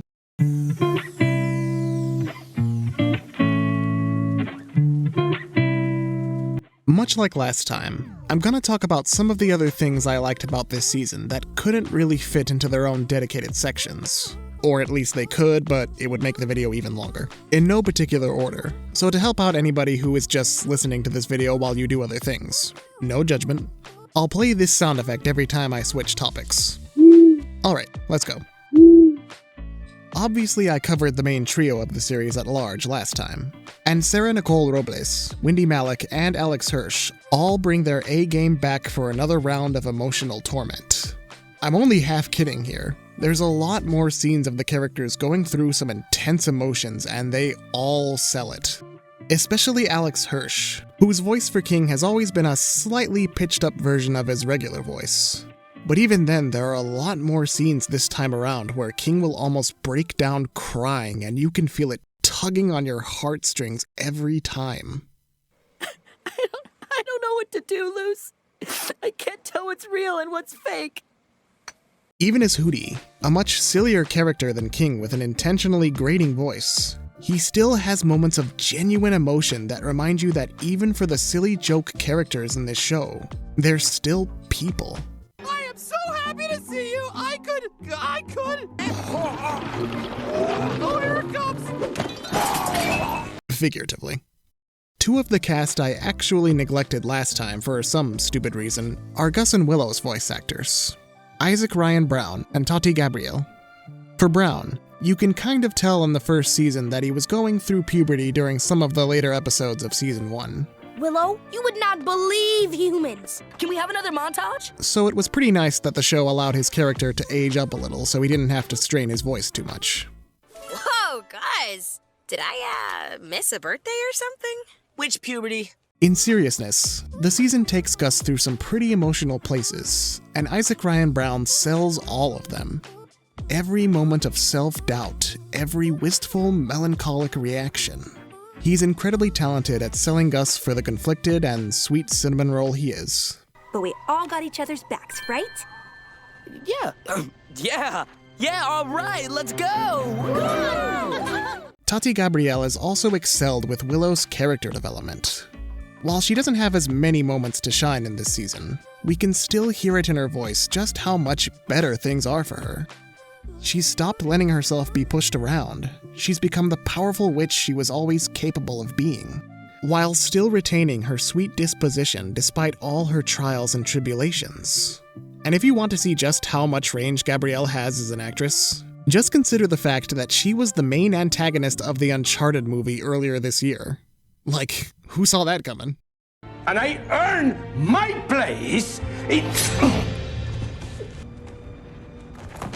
Daddy was right, you don't have what it takes. Do you still know how to braid hair? There's not a whole lot I can say about Matthew Rhys as Belos that isn't repeating my praise from last time.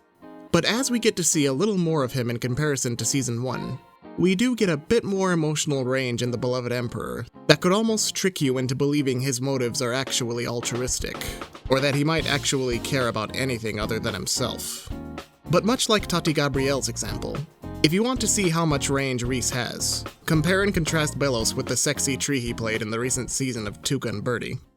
The larger your covens grow, the more power we have to unite our realms. I promise not to spill any of your secrets, just please don't hurt me, or the people I care about. I'm gonna spotlight some of the newer voice actors, but I also need to quickly shout out Mae Whitman as Amity again. I really don't know what it is about her performance, but it still feels so hard to associate Amity with some of her earlier roles. It's not like she's ever had a huge gap in her career or anything, but trying to compare Amity to someone like Anne Veal from Arrested Development is too night and day for me to wrap my head around. How did you like your egg? I said you were fine. It's worth mentioning that Whitman actually came out as pansexual after the season went on hiatus, saying that she wishes she had shows like The Owl House and characters like Amity to help her when she was young and figuring herself out. And that's really freaking awesome. It's great when a show like this can help fans find and affirm themselves, but when it also helps the cast or some of the crew too, you just can't top that. Okay, good to see you. Farewell forever. Why did I do that? Why did I do that? Why did I do that? Why did I do that? I've said it before, but one of the things that makes talking about voice acting so tough is that there is a lot of talent brought in for this show, and it feels like a disservice to not just gush about frickin' everybody. Cissy Jones, Roger Craig Smith, Bumper Robinson, Rachel McFarlane, Mela Lee, Parvish China, Michaela Dietz, Deborah Wilson, Elizabeth Grullon, Eden Reigel. God, how am I supposed to just not list off everybody who even voiced one line for a throwaway extra? Reeling myself in is hard, damn it! But to keep it brief, Zeno Robinson as Hunter is part of what made the character such an instant hit with fans of the show. Going from cocky little shit to scared and vulnerable teen in such a relatively short span of time, yet completely selling the transition. To sum it all up, he's a worthy addition to the sad and troubled teenage boy anti-hero pantheon that cartoons seem to love so much. I'll be home soon, Flapjack. Stay safe. I love you. Over and out. Aww. To cap this section off, there's finally Avi Roque as Rain. Another character that quickly became a fan favorite, and it's easy to see why. Their righteous passion against injustice, putting themselves in mortal danger by opposing the Emperor's coven as a coven head, mixed with their incurable stage fright and shyness. It's such a fun combination that Roque clearly has a lot of fun portraying. Coupled with the care the show took into casting a non-binary actor for a non-binary character, even during the flashbacks involving them when they were younger, it's a special kind of touch that lets you know how much these people really cared to represent non-binary people in the best way possible. You know I hate these things. Talking to people, waving to people, people.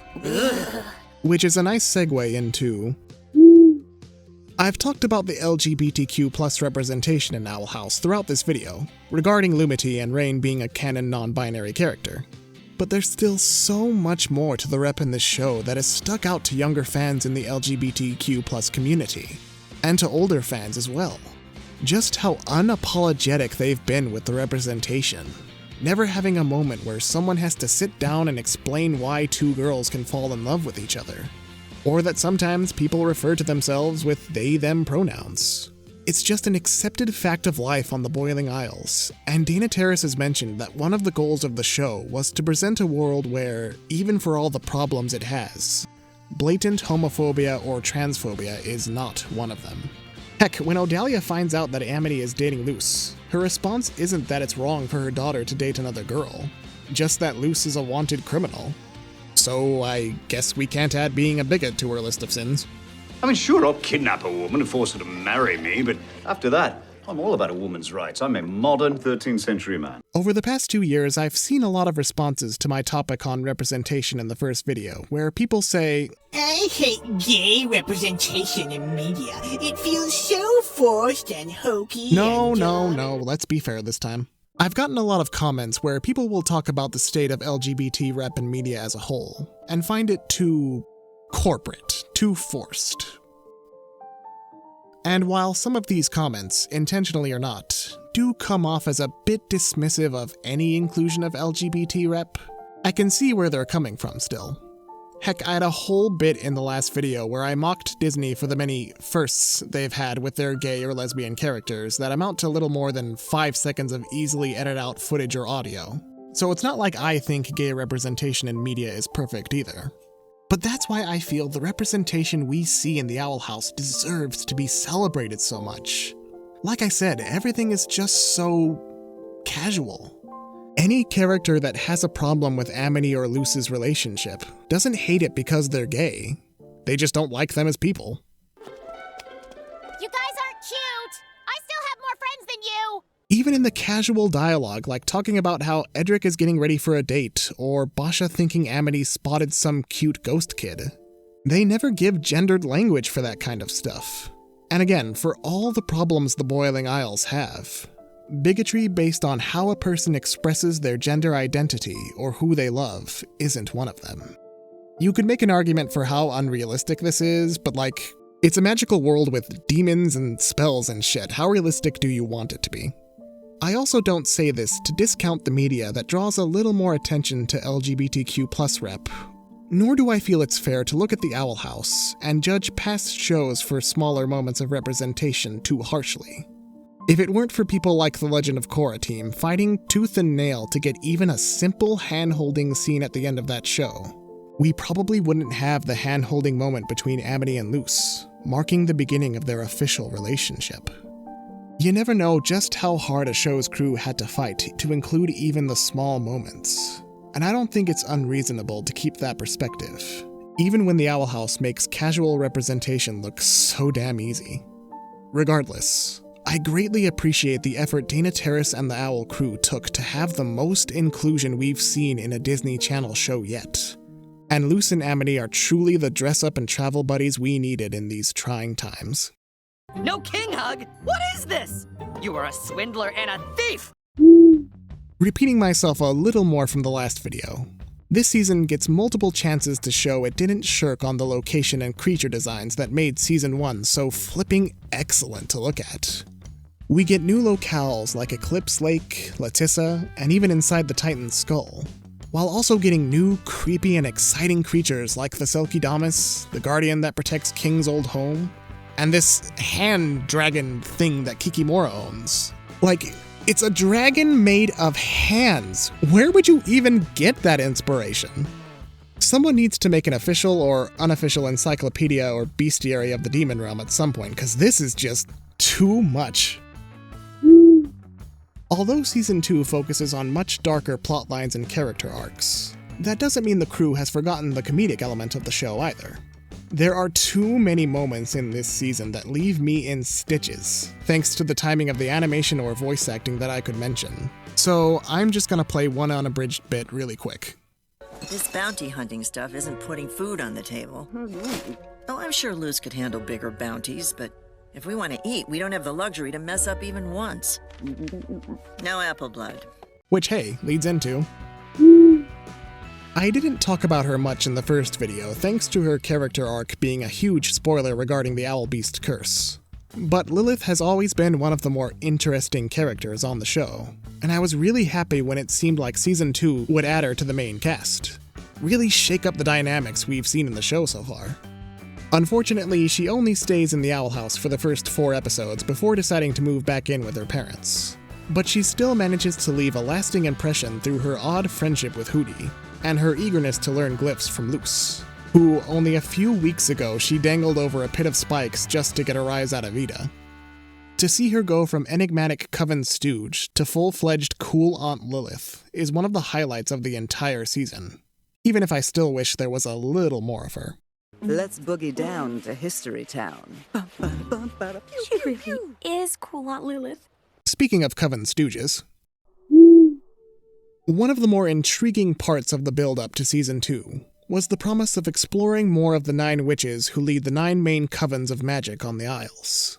Sadly, we don't get the chance to explore every one of them in great detail, but the ones we do meet are all either really flipping cool, devious, or just plain hilarious. Sometimes they even manage to be all 3. Darius of the Abomination Coven has got this Aldrich of the Deep, gooey body thing going on for him, on top of being kinda sexy. Anyway, Terra Snapdragon of the Plant Coven is just an absolute hag of a witch, whose obvious sadistic pleasure in the suffering of others, especially children, makes her deliciously wicked. And then you have the Illusion Coven head, Grey Vernworth, who exemplifies the kind of prima donna theater kid energy I grew up with in high school. More importantly, though, he's Charles Smith from Red Dead Redemption 2! Well, he was still able to see through your shoddy performance. So maybe you should have figured out the note inside the note. I hardly know you. Charles! My man! My buddy! My dude! We built a house together! It does kind of suck that we only really get to know 5 of the 9 coven heads, however. Especially when the other 4 have some intriguing stuff going for them.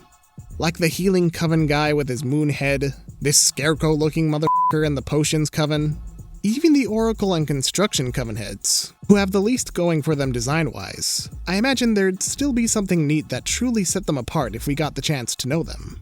But alas, 'twas not to be. Maybe if we get a spinoff, I suppose. One character I haven't really brought up in either season, but have shown a few times is this kid, Matholomew. Matholomew, what a f***ing name. A transfer student to Hexside from Glandis High, and Gus's rival in 2 of the episodes that feature him as the focus. In the first season, Matholomew starts out as an opportunist bully character, who gets Luce sent to detention in order to supplant Gus as the leader of the Human Appreciation Society. He's arrogant, he's petty, he's your typical teenage boy with something to prove, and I hate him. Yes. I'm kidding, I never felt that strongly about him. But this sour first impression was enough for me to count him out as just another Basha type, who would probably never grow past their own jerky behavior. Well, in Season 2, when some of his other Glandis friends are introduced, this impression gets flipped on its head, where the other Glandis kids start out looking like a nice bunch, encouraging Gus to help them find powerful artifacts called Galder Stones that amplify one's magical power. It turns out they were simply using Gus to find the stones to hoard for themselves, maybe even sell some to the Emperor's Coven for a quick buck. Gus's illusion magic wouldn't be amplified by the stones, so they have no problem tying him up along with the Guardian of the Stones, a fellow illusionist, and taking the stones for themselves. This is where Matholomew actually defies my first impression of him, helping Gus and the Guardian escape, and even offering to stay and fix up the graveyard once they've scared the other Glandis kids off. The episode ends with Gus and him unsure of whether they're actually friends or not now, but it's better than when we first met him, proving that even I can be wrong sometimes, which is certainly a rare occurrence. I mean, I'm never wrong about anything I ever talk about in any capacity. Hey, what's that music? I was wrong. Was I wrong? If you'll allow a slight diversion from talking about the little things I liked about this season, I wanted to take a moment and quickly address some of the things I got wrong in my previous video, such as how I spent the whole video mispronouncing the main character's name. Yeah, I called her Luz instead of Luce, which might not seem like a huge deal, but I do try and pronounce people's names right in these videos, even if they're a fictional character, so I still feel a little bad about it. But hey, at least it wasn't as bad as Saberspark's pronunciation. The premise is about this human girl named Luz. I think Luz is a little bit. I think they're going places with Luz to accompany Luz on her adventures. A more relevant character-related thing I got entirely wrong was when I mentioned that I never got the impression that Ida and King saw themselves as family before Luce showed up. Season 2 proves this demonstrably untrue, where Ida not only takes a young King in, giving him his name and unintentionally fostering his delusions of grandeur, but King legally changes his name to King Clawthorn to reflect that Ida is unquestionably his mama. And I think the major reason I saw their relationship more as reluctant roommates than surrogate son and mother is mainly because... Alright, you might think me really stupid for this, but I thought King was way older than he actually is. Like, I know he's got some more kid qualities and such, but I still got the impression that he was 40 or something and not an 8-year-old child. I really don't know how I got that impression, and I feel incredibly stupid for it in hindsight, but feel free to roast me in the comments for it too. Really drive up that engagement, if you know what I mean. Another thing that's not specifically Owl House related, but was still a huge oversight on my part, when I talked about Wendy Malick and how I hadn't really seen or heard much of her in the past few years before this show, I completely forgot that she was in BoJack Horseman as the titular character's alcoholic mother, Beatrice. I have no idea how something so major slipped my mind throughout the entire process of creating that video. I love BoJack Horseman, and the character of Beatrice was one of the best parts of the show's 4th season in particular. Again, nothing to do with the Owl House, I just wanted to make amends that yes, I have seen BoJack Horseman, and Wendy Malick was excellent in it. Can you taste the ice cream, Mom? Oh, BoJack, it's so... delicious. And one final snub I really need to address is that, in the last video, while I did gush about the incredibly fluid animation sequences in Season 1, I completely neglected to talk about the animation supervisor that made these sequences possible, Spencer Wan, the guy responsible for some of the show's most impressive moments, like the Lumity Dance or Witch's Duel. He's since moved on to other stuff, but his influence on the smooth as silk action scenes and little character moments that visually pop is still there in Season 2.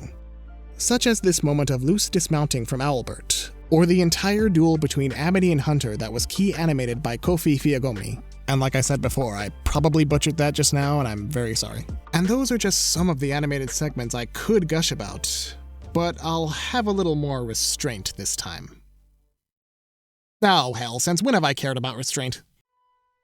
Oh, just starting out right away, look at just the fluidity and the King! Just, I mean, there was that one moment in Season 1 with, like, the worm that was fluid in the opening, but, like, this whole opening is just, oh, and this scene, oh, I think Dana Terrace actually animated some of this, but, like, just the, look at that, and the spinning, oh, it's so good, oh, I love the dismount, like I said before, and Hooty being disgusting, but that's very well animated, oh, and this, like, look at, the way they cast spells in the show. Oh, the mist. And this overshot, undershot. Oh, this is beautiful. This isn't fluid, but like it's still just, God, that lighting, and oh, it's so emotionally satisfying. Oh, this goopy boy. Oh, look at that. And here comes. Oh yes, Eberwolf. He popped out. It's adorable. I love when animation does this like circular motion because people had to draw that, you know. Oh God, this Dodon looking motherfucker. Oh, God, the fire. I love it. Oh, this isn't fluid per se, but like the character animation in this bit. Oh, this coming up with her hand here, like that is so good. I love that. Oh, and this is definitely the standout moment. Look at the shadows and the goop and the... how can you even freaking describe it when you're a noob and you don't know animation terms? It's so good. It's so freaking good. I love it. Hexside isn't as big a focus in this season as the previous one, but the little time we do get to be there is just as entertaining. Not only do we get to see the kids embracing the multi-track options, with characters like Edric realizing they have an affinity for potion making on top of illusions, and Bartholomew studying illusions after he and Gus start to get on more amicable terms. But we also learn more about just how dedicated Principal Bump is to never give up on his students.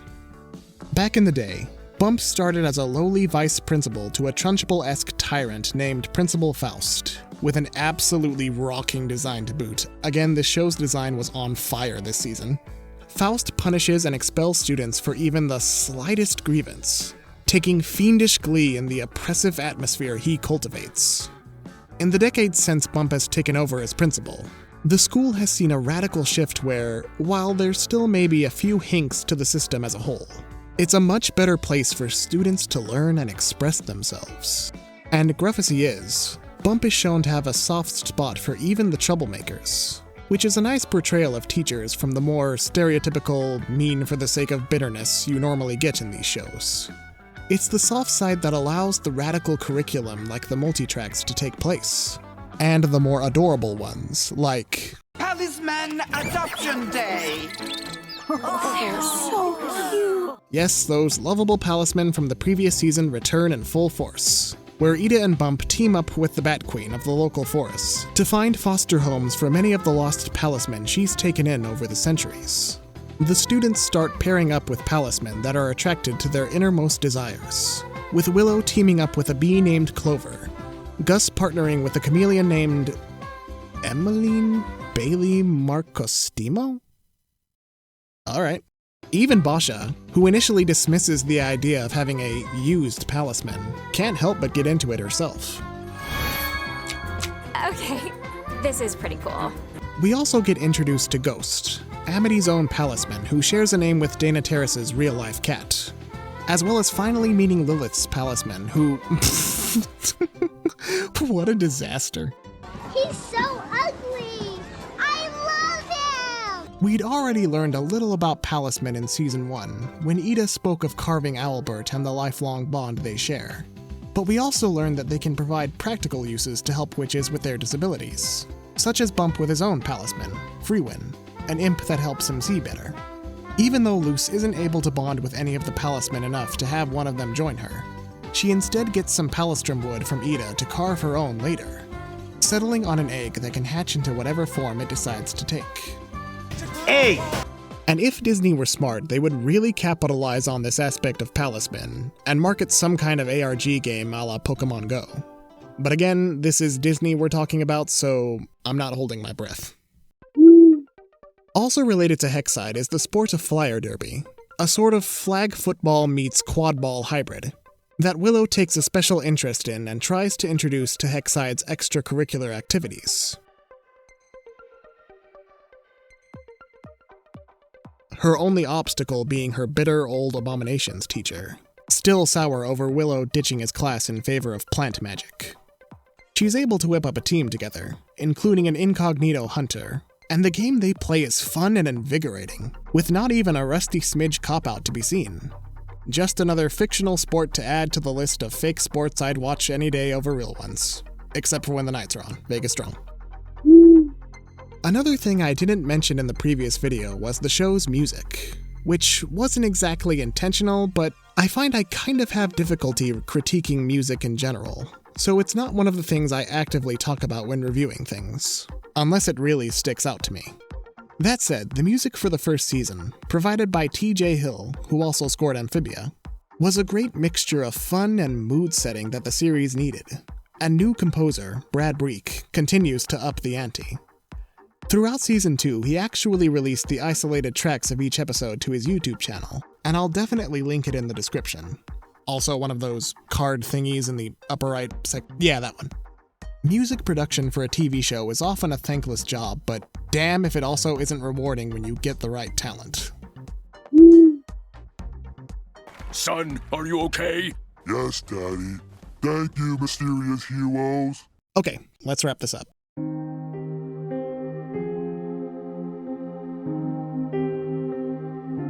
Looking back on this script as a whole, and seeing how frickin' huge it is, I thought there'd be more. I'm actually still on the fence as to whether or not I've done my job of accurately describing just what is so next level about this season compared to the first. The deeper character arcs, the more focused story with much darker tones, while still never losing that sense of fun and awe that made this show such a joy to get into in the first place. It may not be completely perfect in terms of its execution, but I find myself with very minimal complaints regarding the pacing or characters. And yeah, that might not be saying much considering I was a lot more open to Season 1 than some other valid criticisms out there. But again, a lot of those people who were much more critical of Season 1 actually agree with me that Season 2 is really frickin' good stuff. I still don't know if that exactly counts for anything, but it's really frickin' neat. While I wish the show got to have a proper Season 3, so that more things might have been fleshed out in Season 2, I won't deny that whatever the team had to do to condense said plot, it worked frickin' wonders. And who knows, Season 2 was probably far enough down the production line that they didn't have to change much of anything after they got told they were being cut short. But it still makes me feel incredibly hopeful for the 3 specials we'll get, hopefully in the near future. I swear to God, if they announce Season 3 before this video is done, I don't know if quite as many people were as ecstatic for Season 2 as I think there were. I don't really have a pulse on the greater fan reaction of things outside of what I see on Twitter or YouTube. But any gripe I may have had about the season was buried underneath just how damn good it was.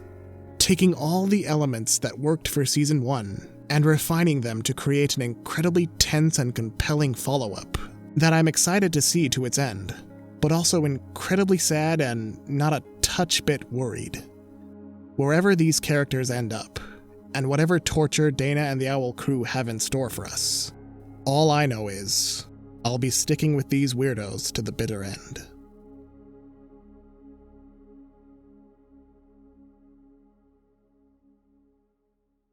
Now, circling back to my original train of thought, the thing about Joanne Cloanne the Roland is that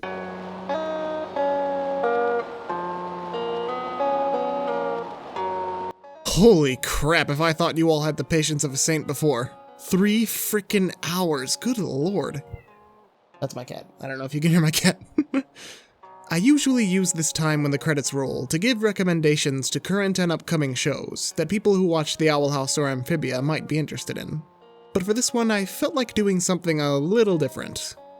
I want to take a moment and spotlight some people and videos related to The Owl House that haven't received a lot of attention, and I want to change that if I can. First off, there's Chernobyl Hobo's video about Season 1 called The Squandered Potential of Owl House. It sounds harsh, I know, but they approach it from the angle of someone who enjoyed Season 1, but still saw a few flaws that the show could hopefully improve on, and I'm eager to know what they think of Season 2 based on a lot of their critiques. Even if you had minimal complaints with the first season, this video acts as a good counterbalance without bumming your vibes too much. There is also Jamjar Works, who did a video about Kikimora's surprising character study in the episode Follies at the Coven Day Parade, which was one of those interesting tidbits of Season 2 that I meant to talk about in this video, but it completely fell through the cracks during the writing process. Fortunately, their video covers basically everything I would have said, but also with a unique angle that made me reconsider Kikimora from just a fun and devious imp henchman to a well-rounded but ultimately narrow-minded antagonist. Finally, there's Sarcastic Everything, who has made a couple videos covering Owl House's second season episode by episode, up to episode 4 so far, and goes a little more in depth on them on an individual level. They also gave me a little shout out in their video about Separate Tides, which inspired me to do these shout outs. One good turn deserves another and all that. Speaking of good turns, a special thanks to all my patrons over on Patreon: Caleb Shipley, Carrie Dreblow, Stagelined, and most recently, William Cahoon. I hope I said that right. Griffin, did I say that right? Oh, now you won't talk. As always, I want to thank my wife, Bex DK, for her help in making all the graphics and thumbnail for this video, and also for helping me compile some of the clips I needed, which made this video's production go way smoother than the last time I made a video the length of a Peter Jackson movie. Speaking of, if you like to hear me prattle on for excruciatingly long periods of time, you can check out this 2.5-hour long video I made a few months ago about the movies of Laika Studios. If you're wondering why this video took so long to get out after Season 2 ended, that little bugger is your answer. I am slightly proud of how it turned out though, so if you could give it a little boost to appease the almighty algorithm, it'd be much appreciated. Other than that, Season 3 of Owl House is set to drop about a week after this video premieres, if all goes well. And there's not much else I can say about its abrupt cancellation and the treatment of animation as a whole, other than, please support the stuff you love. Buy physical media, purchase digital episodes or movies. Just continue to show your love for these stories in ways that studios will have no choice but to take notice of. And if all else fails, yo ho, yo ho. Who said that? Thanks again for watching this stupid long video. And if you're wondering when I'm gonna get around to a video about Amphibia Season 3, I swear it's coming. I just need a little break after this vid. Hopefully I'll have it done before Owl House is over, but I have seen what carnage is wrought from when I try to predict the future. Anyway, my cat wants me. Bye!